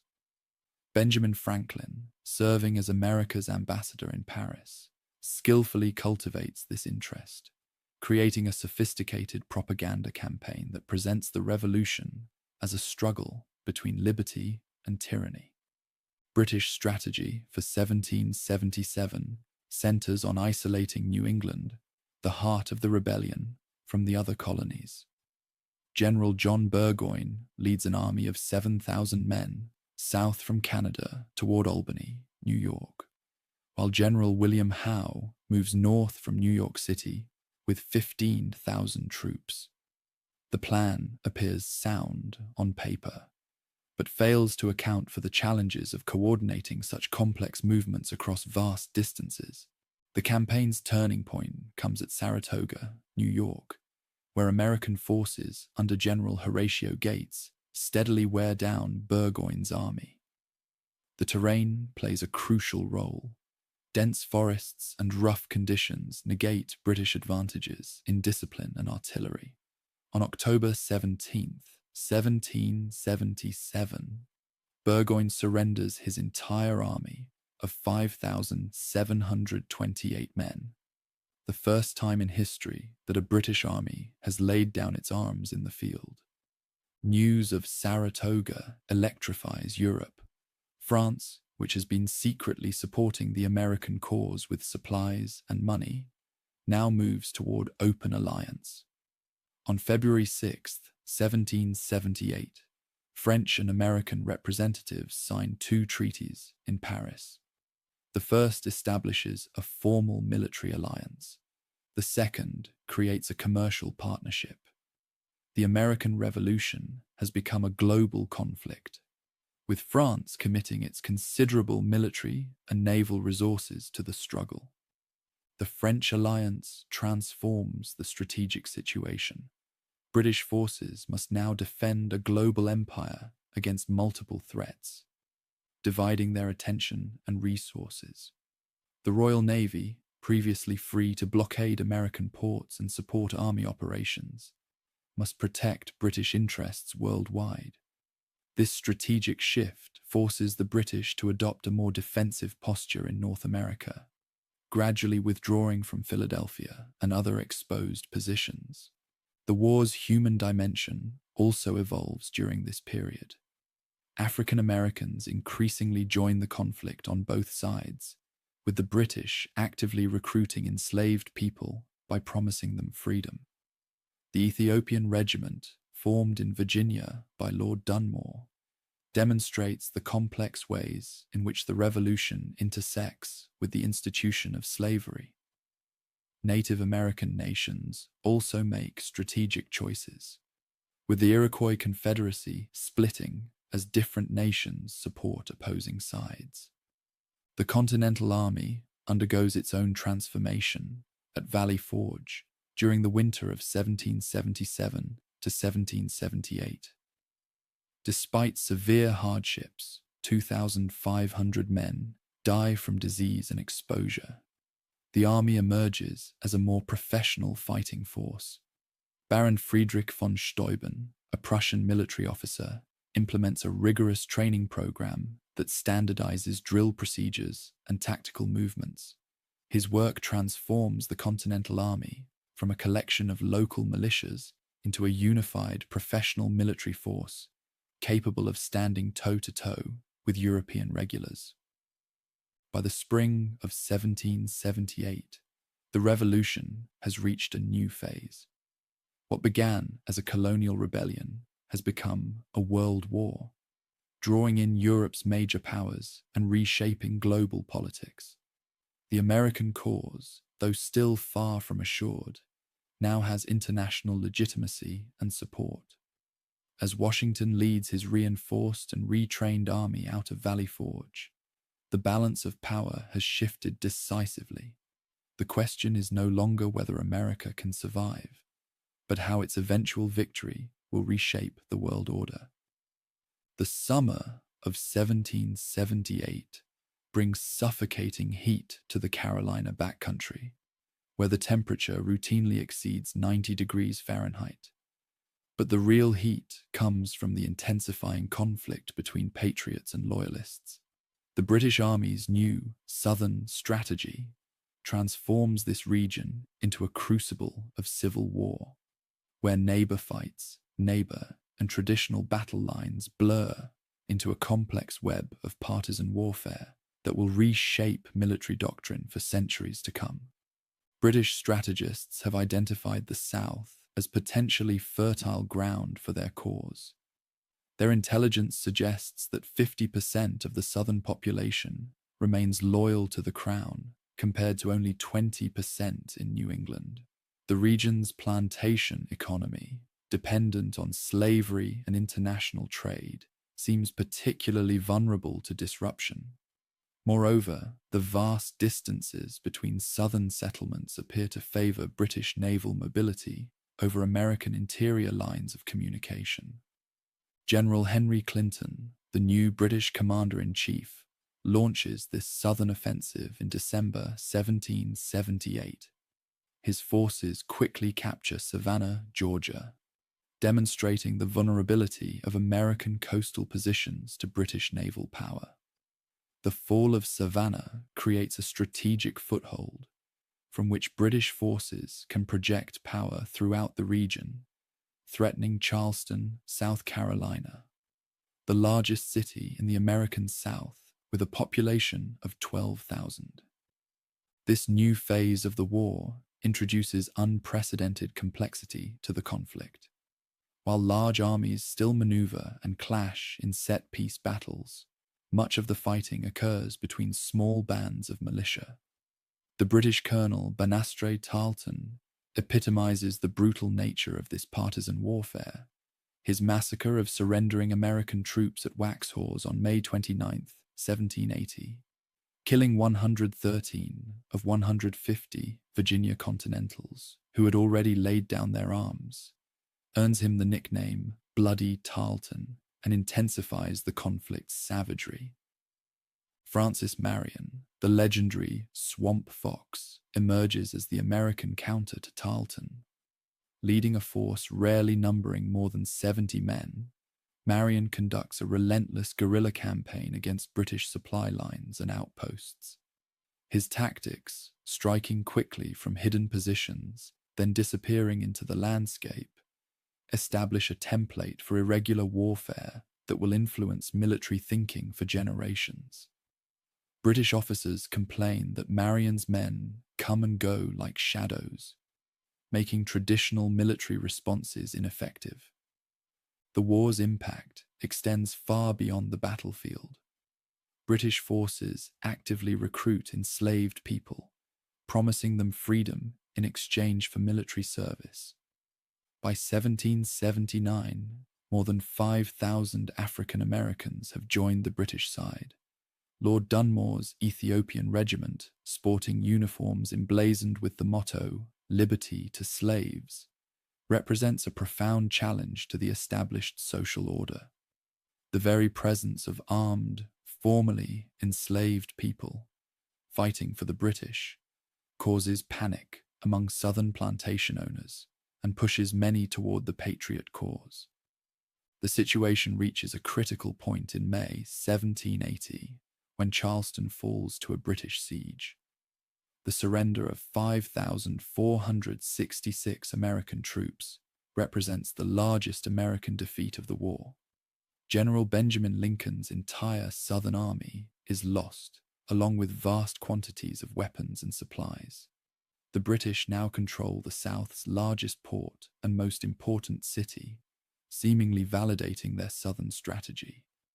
Charleston's fall triggers a cascade of British successes. Lord Cornwallis defeats General Horatio Gates at Camden in August 1780, destroying another American army and cementing British control over South Carolina. Yet these victories contain the seeds of future problems. The British Army, numbering only 8,000 regulars, must now control a vast territory while facing increasingly aggressive partisan warfare. The tide begins to turn at Kings Mountain on October 7th, 1780. Here, American militia destroy a force of 1,000 loyalists commanded by Major Patrick Ferguson. The battle demonstrates the effectiveness of American rifle tactics. The militiamen's accurate long-range fire proves devastating against traditional British linear formations. More importantly, it shows that Americans can defeat British forces without regular army support. The international dimension of the conflict continues to expand during this period. Spain declares war on Britain in 1779, though not formally allying with America. Spanish forces under Bernardo de Galvez capture British posts along the Mississippi River and Gulf Coast, preventing Britain from opening a Western front. Meanwhile, the League of Armed Neutrality, formed by Russia in 1780, protects neutral shipping from British interference, effectively internationalizing opposition to British naval power. In the north, the war enters a strategic stalemate. Neither side can achieve decisive victory, as French naval power neutralizes British advantages at sea. Washington maintains pressure on New York, forcing the British to keep substantial forces there, while smaller operations continue throughout the frontier. The focus increasingly shifts to the European and Caribbean theaters, where French and Spanish forces challenge British control of lucrative sugar islands. By the end of 1780, the American Revolution has evolved into a truly global conflict. The outcome will determine not just American independence, but the balance of power in Europe and the future of colonial empires worldwide. As the war enters its decisive phase, both sides recognize that events in the American South may well determine the fate of a continent. Dawn breaks over the Cowpens battlefield on January 17, 1781, as American General Daniel Morgan implements one of the most brilliant tactical plans in military history. His force of 1,000 men faces Banastra Tarleton's feared British Legion of 1,100 troops. Morgan's masterpiece of battlefield psychology will transform a patch of South Carolina grazing land into the site of a pivotal American victory that revolutionizes military thinking about citizen soldiers' capabilities. Morgan's deployment reflects deep understanding of both his troops and terrain. He places his forces in 3 lines: skirmishers in front, militia in the middle, and Continental regulars on high ground to the rear. The plan exploits the British tendency to underestimate American militia while maximizing his troops' strengths. When Tarleton's forces charge forward, the militia fire 2 volleys and retreat as planned, drawing the British into a deadly trap. The resulting American victory destroys nearly all of Tarleton's infantry, 110 British dead, 830 captured, compared to just 12 American deaths. The Battle of Cowpens marks a crucial turning point in the Southern Campaign. Beyond its immediate tactical success, it demonstrates the potential of combining militia and continental forces in innovative ways. The victory also begins a sequence of events that will ultimately lead to Yorktown and American independence. Lord Cornwallis, enraged by the defeat, burns his heavy baggage and supplies to pursue Morgan's force more quickly, a decision that will have fateful consequences. This pursuit evolves into the Race to the Dan, a strategic masterpiece orchestrated by American General Nathaniel Greene. For 2 weeks, Greene's army stays just ahead of Cornwallis's forces, covering 240 miles through winter storms and swollen rivers. The campaign demonstrates the Americans' growing tactical sophistication. Greene splits his force to move more quickly, uses cavalry to screen his movements, and expertly exploits local geography. By the time Greene crosses the Dan River into Virginia on February 14th, Cornwallis's army is exhausted and far from its supply lines. The war's naval dimension becomes increasingly crucial during this period. The French fleet, commanded by Admiral de Grasse, achieves temporary control of the Chesapeake Bay, a development that will prove decisive. The fleet's 28 ships of the line represent the largest French naval force yet deployed to American waters. This maritime superiority allows the Allies to isolate and defeat British forces in a way previously impossible. Meanwhile, the Revolution's global impact continues to expand. The Dutch Republic joins the war against Britain in December 1780, making the conflict truly worldwide. Dutch financial and naval power further strains British resources, while their Caribbean island of St. Eustatius serves as a crucial supply hub for the American cause. The British capture of St. Eustatius in February 1781 yields an enormous haul of military supplies, but also demonstrates how the Revolution has transformed Atlantic commerce. In Virginia, the 23-year-old Marquis de Lafayette conducts a brilliant campaign against British forces. With just 5,000 troops, he manages to contain the much larger army of General Cornwallis, preventing British raids while avoiding decisive battle. Lafayette's success reflects the Americans' growing ability to conduct sophisticated operations with limited resources. His force includes light infantry, cavalry, and artillery, demonstrating the Continental Army's evolution into a modern, combined arms force. The strategic situation reaches its climax in August 1781. Cornwallis, following orders from General Clinton, establishes a base at Yorktown, Virginia. The position seems secure, protected by the York River and British naval power. However, the arrival of de Grasse's fleet on August 30th changes everything. 28 French ships drive off a smaller British squadron, establishing control of the Chesapeake Bay and cutting off Cornwallis's escape route. Washington seizes this opportunity with characteristic decisiveness. In a remarkable feat of coordination, he moves his army 400 miles south from New York in complete secrecy. The Allied army that assembles outside Yorktown numbers 17,600 men, 8,800 American Continentals, 7,800 French regulars, and 3,100 Virginia militia. Against this force, Cornwallis commands 8,300 increasingly demoralized troops. The siege of Yorktown demonstrates the Allies' growing military sophistication. French and American forces construct parallel trenches with mathematical precision, gradually tightening their grip on the British position. The Allies' artillery bombardment grows increasingly devastating. By October 9th, they have 156 pieces in action, firing an average of 1,700 rounds per day.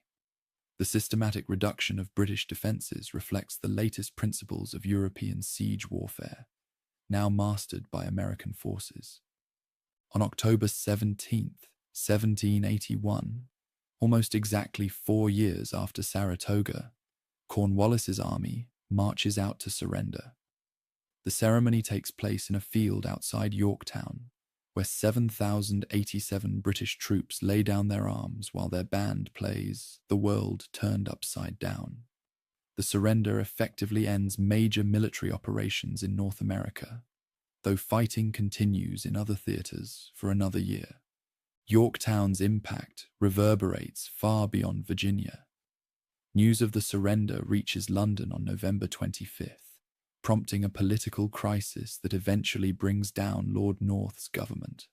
The defeat convinces Britain's political leadership that continuing the war is futile, setting the stage for peace negotiations that will redraw the map of North America and establish new principles of international relations. In a cramped room in Paris, 3 American negotiators face a mathematical puzzle that will shape the future of North America.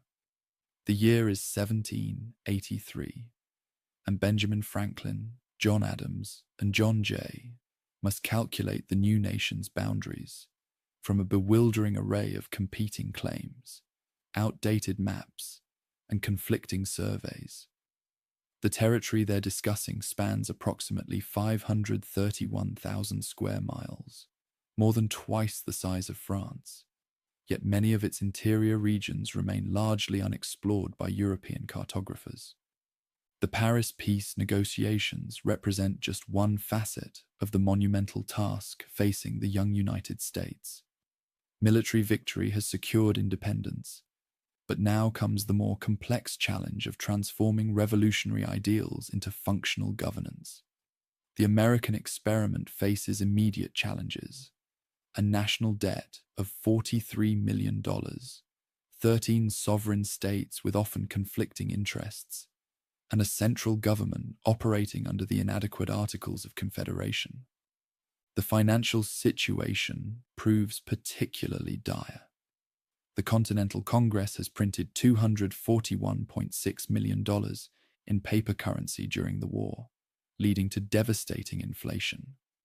By 1781, the continental dollar has depreciated to 1/168th of its original value.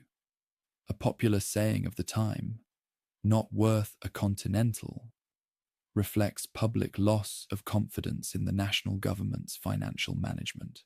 The situation is so severe that army officers at Newburgh, New York, contemplate mutiny in 1783 over years of unpaid wages. This crisis reveals the Articles of Confederation's fundamental weaknesses. The central government lacks power to regulate commerce, levy taxes, or enforce treaties. Each state maintains its own economic policies, often working at cross purposes with its neighbors. New York and Virginia impose tariffs on goods from other states, while Rhode Island and New Jersey become havens for smugglers avoiding state customs duties. The resulting economic chaos threatens to unravel the bonds forged during the Revolution. Yet amid these challenges, remarkable innovations emerge. The Northwest Ordinance of 1787 establishes a systematic approach to territorial expansion and new state formation. The ordinance prohibits slavery in the territory north of the Ohio River, approximately 265,878 square miles, and requires new states to maintain republican forms of government. This framework will guide American expansion for generations, establishing principles of equal statehood and ordered liberty. The period also witnesses unprecedented social experimentation. Vermont abolishes slavery in its 1777 Constitution, while Pennsylvania begins gradual emancipation in 1780. Massachusetts courts effectively end slavery in 1783 through interpretation of the state constitution's declaration that all men are born free and equal. These state-level initiatives demonstrate how revolutionary principles of liberty continue evolving after military victory. The Constitutional Convention of 1787 emerges from this crucible of crisis and innovation. 55 delegates, representing all states except Rhode Island, gather in Philadelphia from May to September. Their average age is 42, with Benjamin Franklin the eldest at 81 and Jonathan Dayton the youngest at 26. Together, they will create a document that revolutionizes political science and establishes new principles of federal democracy. The convention's debates reflect sophisticated understanding of political theory and practical governance. James Madison's Virginia Plan proposes proportional representation based on population, while William Patterson's New Jersey Plan advocates equal representation for all states. The resulting Great Compromise, a bicameral legislature combining both principles, demonstrates the delegates' ability to forge workable solutions from competing interests. Statistical analysis reveals the Constitution's remarkable precision. The document contains 4,543 words, including signatures, and took 116 days to complete. Its 7 articles and subsequent Bill of Rights establish a complex system of checks and balances, designed to prevent both tyranny and mob rule. The text's careful attention to procedural details, from impeachment processes to revenue bill origination, reflects lessons learned from both British history and recent American experience. The ratification debates of 1787 to 1788 transform American political culture.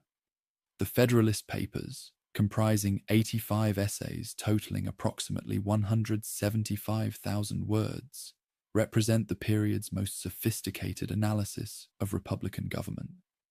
Their arguments about faction, representation, and federal power draw on historical examples from ancient Greece to modern Europe, creating a new vocabulary for discussing democratic governance.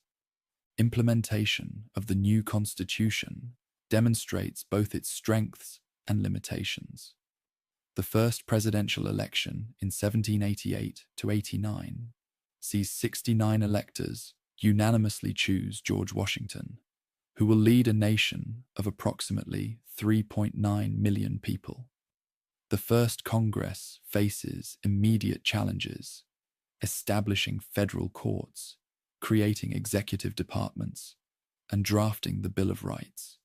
10 amendments totaling 474 words that will profoundly shape American liberty. The Revolutionary period concludes with America positioned for unprecedented growth.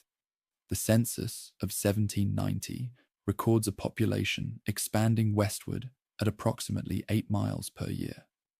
The new nation's economy shows signs of recovery, with exports reaching £20 million by 1795. Yet challenges remain. Relations with Native American nations, the unresolved question of slavery, and the ongoing challenge of balancing state and federal power. The American Revolution has succeeded in creating a new nation. Now begins the perpetual task of perfecting its union. A mysterious package arrives in Paris in the spring of 1789. Inside, carefully wrapped in oilcloth, lies a copy of the United States Constitution, sent to the Marquis de Lafayette by Thomas Jefferson. Within months, this document will help inspire the French Declaration of the Rights of Man and of the Citizen, transforming the principles of the American Revolution into a universal manifesto for human liberty. The connection illustrates how revolutionary ideas, once unleashed, refuse to respect national boundaries. The American Revolution's impact on France proves particularly profound. French participation in the war has added 1.3 billion livres to their national debt, equivalent to approximately $30 billion today. This financial crisis catalyzes existing social and political tensions. French officers returning from America, including Lafayette, bring back more than just military experience. They carry revolutionary ideals about natural rights, constitutional government, and popular sovereignty. These concepts find fertile ground in French society, where Enlightenment philosophy has already prepared the intellectual terrain for radical change. The revolution's influence spreads far beyond France. In Haiti, enslaved people and free people of color draw inspiration from American independence. The Declaration of Independence's assertion that all men are created equal resonates particularly strongly in a society built on racial hierarchy. When the Haitian Revolution erupts in 1791, its leaders explicitly reference American examples while pushing the boundaries of liberty even further, creating the world's first Black Republic and abolishing slavery entirely. Across the Atlantic, the revolution transforms British politics and imperial policy. The loss of the American colonies forces a fundamental reassessment of how to manage a global empire. Britain shifts toward more accommodating policies in its remaining colonies, particularly Canada. The Quebec Act of 1774, originally passed during the American crisis, becomes a model for cultural autonomy within the empire. British officials, chastened by the American experience, show greater flexibility in dealing with colonial grievances. The revolution's military innovations spread globally through professional networks and published accounts. European armies study American tactics, particularly the effective use of light infantry and rifle units. The success of American militia forces against professional armies influences military thinking about citizen soldiers and national service. By 1800, multiple European nations have reformed their military organizations to incorporate lessons from the American experience. In Spanish America, the revolution provides both inspiration and practical examples for independence movements. Francisco de Miranda, who will later lead Venezuelan independence efforts, visits the United States in 1783 to 84 to study its political institutions. The concept of federalism, balancing local autonomy with national unity, particularly influences Latin American independence leaders. By 1810, revolutionary movements from Mexico to Argentina are adapting American constitutional principles to their own circumstances. The revolution's economic impact reverberates through global trade networks. The loss of British imperial preferences forces American merchants to develop new trading relationships. By 1785, American ships are trading directly with China, establishing patterns that will shape Pacific commerce for decades. The new nation's free trade principles challenge mercantilist orthodoxy, promoting a more open international economic system. In the intellectual sphere, the revolution transforms political philosophy. The Federalist Papers are translated into multiple languages, providing a sophisticated analysis of Republican government that influences constitution makers worldwide. American state constitutions, with their bills of rights and separated powers, become models for liberal reformers. The very concept of a written constitution, while not entirely new, gains unprecedented prestige through American example. The revolution also reshapes understanding of human rights and citizenship. The American experiment demonstrates the possibility of building a nation on civic rather than ethnic identity. The naturalization process, established by the United States, allowing immigrants to become citizens through declared allegiance rather than birth or ancestry, represents a revolutionary break with European traditions. By 1800, approximately 85,000 new citizens have been naturalized through this process. The revolution's impact extends to indigenous peoples far beyond American borders. British officials in India study the American experience to avoid similar colonial rebellions. Native American diplomatic practices, particularly the Iroquois Confederacy's federal system, influence thinking about political organization in both Europe and America. The revolution thus creates complex ripple effects among colonized peoples worldwide. Scientific and technological innovation also feel the revolution's influence. The American Philosophical Society, led by Benjamin Franklin, establishes new models for international scientific cooperation. American agricultural innovations, particularly in wheat cultivation and food preservation, spread globally through scientific networks. The revolution's emphasis on practical knowledge and improvement influences educational systems worldwide. By 1800, the American Revolution has established new paradigms for political change. Its success demonstrates that colonial independence is possible, that written constitutions can effectively organize government, and that republican principles can work on a large scale. These lessons will influence independence movements and political reforms for generations to come, making the American Revolution not just a national founding moment, but a transformative event in world history. A leather-bound book sits on a Massachusetts farmhouse table in 1790.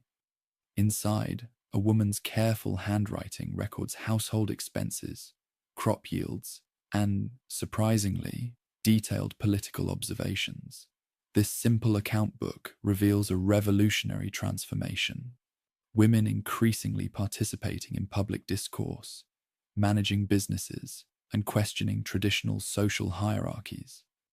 The American Revolution has unleashed changes that extend far beyond political independence, reshaping fundamental aspects of daily life and social organization.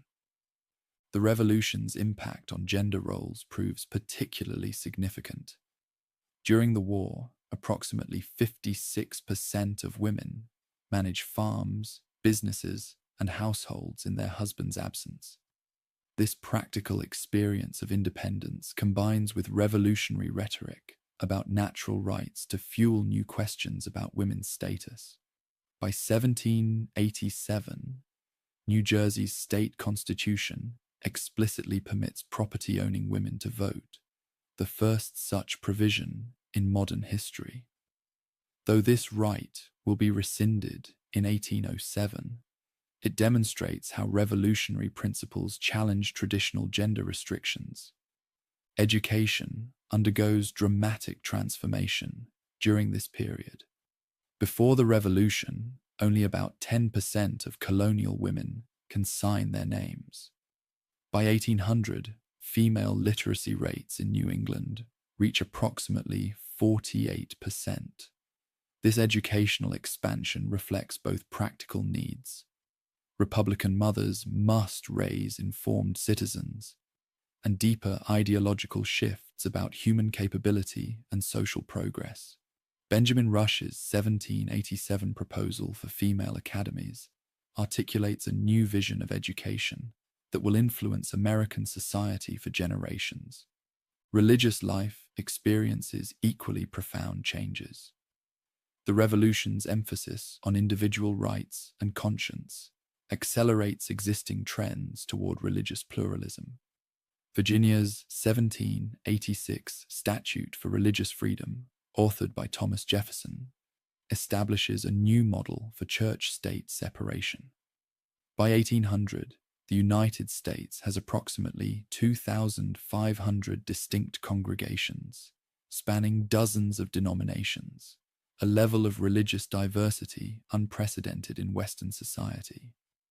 Economic relationships transform as traditional patterns of deference and patronage give way to more contractual arrangements. Apprenticeship declines sharply. In Philadelphia, the number of registered apprentices drops from 836 in 1771 to just 409 in 1781. Young workers increasingly prefer wage labor, viewing traditional apprenticeships as incompatible with revolutionary principles of personal independence. This shift fundamentally alters how Americans understand work and social obligation. The revolution particularly impacts African American communities. Approximately 5,000 black soldiers serve in the Continental Army, while thousands more support the British forces. Their military service challenges racial prejudices and strengthens arguments for emancipation. Northern states gradually abolish slavery, Pennsylvania in 1780, Massachusetts through judicial decision in 1783, Connecticut and Rhode Island by 1785, 1784. By 1800, approximately 36,505 free African Americans live in the northern states, forming communities that will become centers of abolitionist activism. Native American societies face dramatic upheaval. The revolution fractures traditional diplomatic relationships as different nations align with opposing sides. The Iroquois Confederacy splits for the first time in over 200 years. By 1783, approximately 5,000 Iroquois refugees have fled to British Canada, establishing new communities that maintain traditional governance while adapting to changed circumstances. The experience demonstrates both the revolution's destructive power and Indigenous peoples' resilience. Material culture reflects these social transformations. Consumer behavior shifts dramatically as Americans boycott British goods and develop domestic industries. Women's spinning bees produce approximately 2.3 million yards of homespun cloth by 1780. These practical actions carry powerful symbolic meaning. Choosing American-made goods becomes a statement of political identity. By 1790, approximately 65% of urban households own at least one piece of American-manufactured furniture, compared to just 15% in 1770.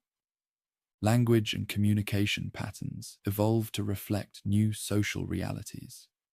Noah Webster's 1783 spelling book promotes distinctively American usage, selling approximately 5 million copies by 1800. Political vocabulary expands dramatically. Terms like Republican, democracy, and citizen acquire new meanings and emotional resonance. The revolution creates new forms of public discourse, as approximately 90 newspapers circulate by 1790, reaching an estimated 160,000 readers. Family structures adapt to revolutionary circumstances. Average marriage age increases, for women from 20.5 years in 1770 to 22.7 years in 1800. Divorce becomes more accessible, with Connecticut handling 72 divorce cases between 1870 and 1780 to 1800, compared to just 31 in the previous 20 years. These changes reflect both practical circumstances and new ideas about personal autonomy and happiness as natural rights. Urban spaces transform to accommodate new social patterns. Philadelphia's State House, now Independence Hall, becomes a model for civic architecture, inspiring approximately 25 similar buildings across the new nation by 1800.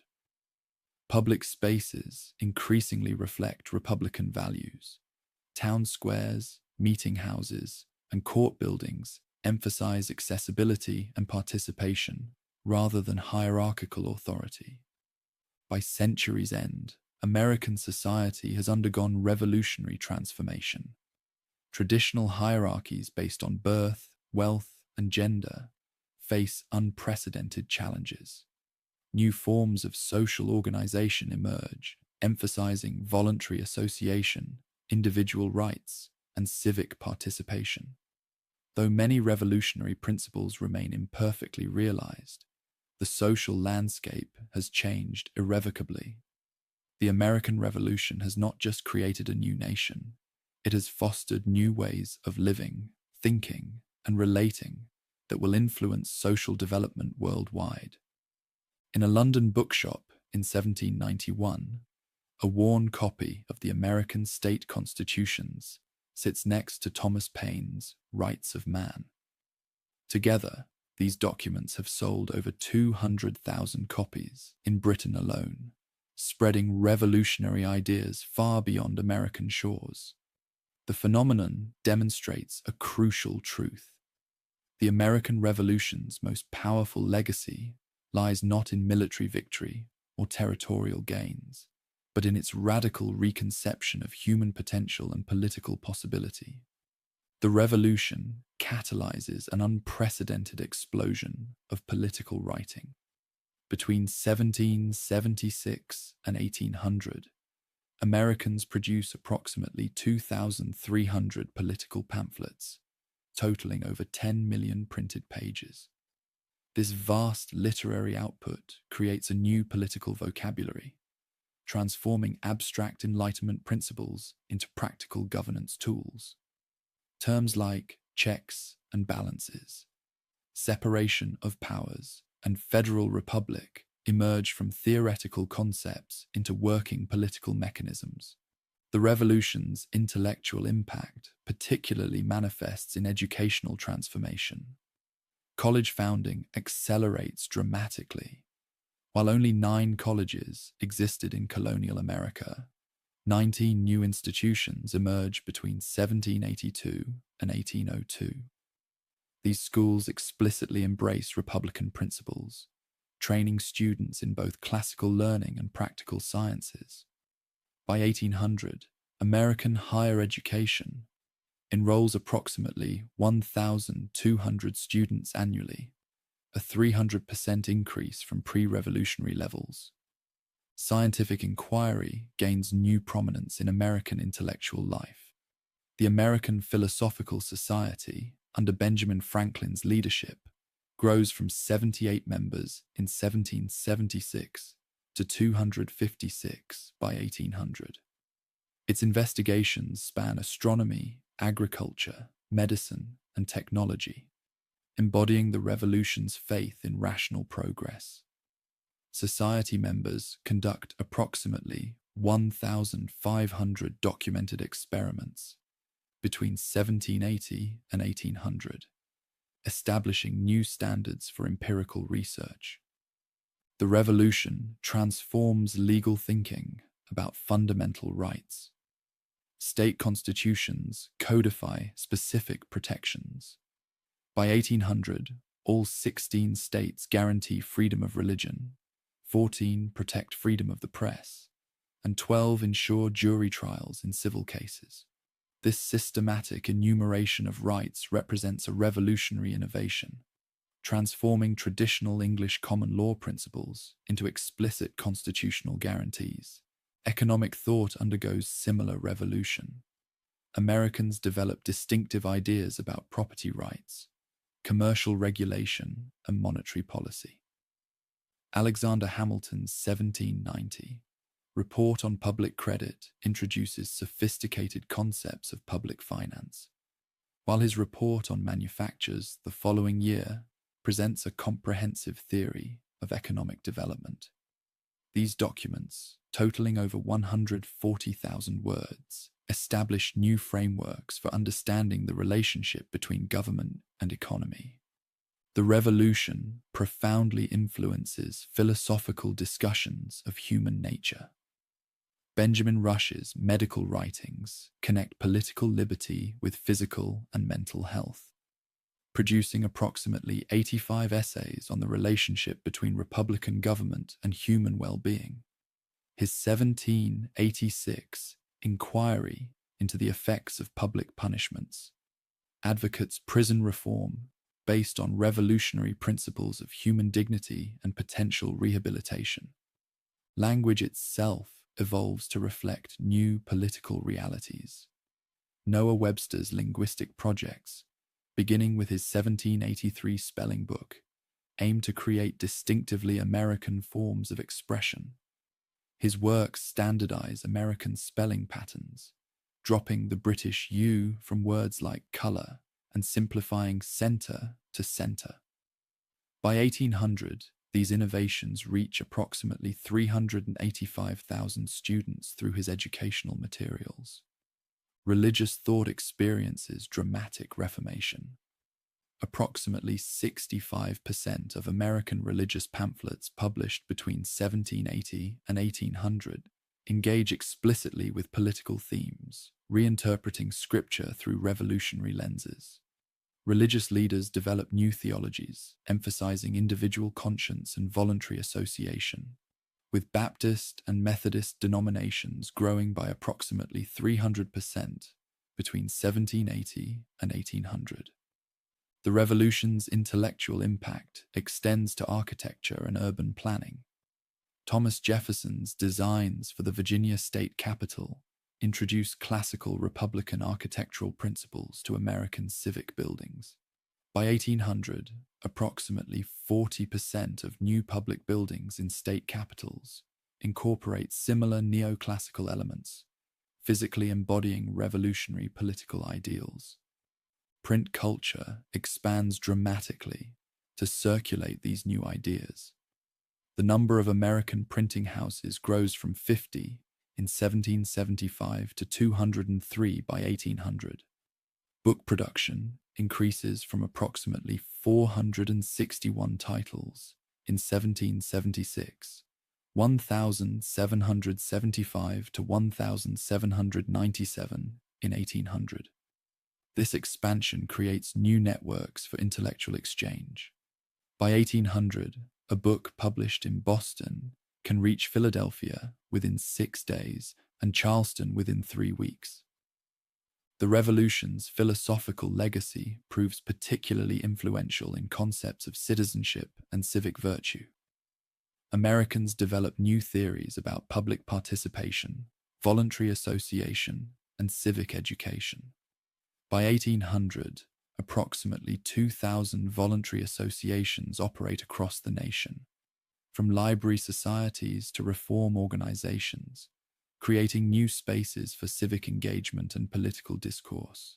Historical consciousness itself transforms as Americans grapple with their revolution's meaning. Between 1770 and 1700, Americans publish approximately 175 historical works examining the revolution's causes and consequences. This historical reflection helps create an American national identity based on shared revolutionary experiences and principles, rather than traditional ethnic or religious ties. By 1800, the American Revolution has established new paradigms for thinking about human nature, society, and political possibility. Its intellectual legacy extends far beyond specific political arrangements to encompass fundamental questions about human potential and social organization. The revolution has not just created new political institutions, it has fostered new ways of thinking that continue to influence global intellectual development, demonstrating the enduring power of revolutionary ideas to reshape human understanding. A digital scan reveals something extraordinary in Thomas Jefferson's rough draft of the Declaration of Independence. Spectral imaging technology detects 70 distinct layers of revisions, showing how Jefferson wrestled with each phrase, each word choice. The document's evolution mirrors a larger truth. The American Revolution's principles continue to develop and resonate, constantly reinterpreted through the lens of new challenges and aspirations. Modern democratic movements draw direct inspiration from revolutionary precedents. Between 1950 and 2000, approximately 81% of new national constitutions include explicit references to concepts first articulated in American revolutionary documents. The idea of a written constitution, enumerated rights, and checks and balances, revolutionary innovations in 1787 have become standard features of democratic governance worldwide. When South Africa drafted its post-apartheid constitution in 1994, its authors specifically studied the American federal system's mechanisms for balancing regional and national power. The revolution's influence on military thought persists into the modern era. Contemporary military doctrine about asymmetric warfare traces directly to American revolutionary tactics. The Continental Army's integration of regular forces with militia, its use of terrain and mobility, and its strategic targeting of enemy logistics all find echoes in modern military planning. The US Army's current field manual, FM 324, on counterinsurgency explicitly references lessons from British failures in the American Revolution. Environmental DNA analysis at Revolutionary War sites reveals unprecedented details about daily life during the conflict. Soil samples from Valley Forge contain approximately 300 distinct genetic signatures, providing new insights into soldiers' diets, health conditions, and even the presence of camp followers. This scientific evidence enriches our understanding of how ordinary people experienced and survived revolutionary upheaval, connecting past struggles to present human experiences. The revolution's economic innovations continue shaping modern financial systems. The United States Federal Reserve traces its intellectual lineage to debates between Hamilton and Jefferson about national banking. Modern sovereign debt markets still operate on principles first established during the revolution's financial consolidation. When emerging nations today wrestle with questions of debt and development, they often reference American precedents for managing post-revolutionary economic challenges. Digital humanities projects reveal new patterns in revolutionary-era social networks. Analysis of approximately 25 million pieces of correspondence from the period shows how revolutionary ideas spread through complex webs of personal relationships. Modern social movement theorists study these historical patterns to understand how ideas and activism propagate through both physical and digital networks. The Sons of Liberty's communication methods find parallels in contemporary social media-driven movements. The revolution's impact on indigenous rights discourse remains particularly relevant. Modern Native American legal claims often reference the 1784 Treaty of Fort Stanwix, which established precedents for nation-to-nation relationships. Archaeological studies reveal approximately 2,300 sites related to Native American participation in revolutionary events, providing new perspectives on indigenous agency and resistance. These historical patterns inform ongoing debates about sovereignty and self-determination. Climate science adds new dimensions to revolutionary understanding. Tree ring analysis shows that the years 1775 to 1783 experienced unusually severe weather patterns affecting military campaigns and civilian life. Temperature reconstructions indicate that Valley Forge's winter of 1777 to 1778 was approximately 2.5 degrees Celsius colder than the 20th century average. This environmental context helps explain logistical challenges and strategic decisions while connecting revolutionary experiences to modern climate concerns. Genetic studies reveal the revolution's demographic legacy. DNA analysis of modern Americans shows approximately 35% have ancestors who lived in the colonies during the revolutionary period. This biological connection parallels ongoing cultural inheritance. Phrases, ideas, and political principles from the revolution remain deeply embedded in American social DNA. When modern protesters invoke revolutionary slogans, they tap into both historical and genetic memory. The revolution's influence on civil rights movements continues evolving. Modern activists regularly reference the Declaration of Independence's principles while advocating for social justice. The document's assertion of human equality has been cited in approximately 12,000 civil rights court cases since 1950. Each generation reinterprets revolutionary principles through the lens of contemporary struggles, demonstrating the idea's enduring adaptability. Medical archaeology at Revolutionary War sites provides new insights into historical healthcare challenges. Analysis of approximately 1,800 skeletal remains shows patterns of disease, nutrition, and medical treatment that inform modern public health approaches. The Continental Army's development of systematic inoculation programs during a 1777 smallpox outbreak established precedents for modern military medical protocols. Technological innovation enables new understanding of revolutionary military engineering.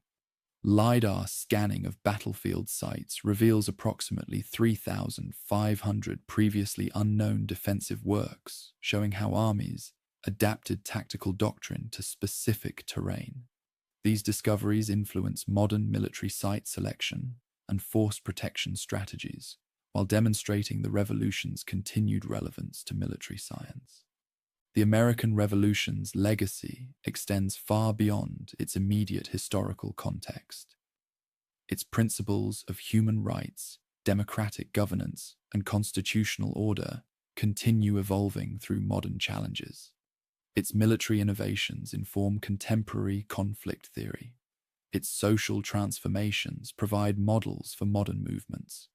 Most importantly, its fundamental assertion that humans can consciously reshape their political and social systems remains a powerful force in global development. As we face modern challenges of climate change, technological disruption, and social justice, the revolution's legacy offers both inspiration and practical guidance. Its example shows how determined individuals can transform ideas into action, how principles can adapt to new circumstances, and how the human aspiration for liberty and justice continues renewing itself through successive generations. The American Revolution remains not just a historical event, but a living source of insight and inspiration for human progress.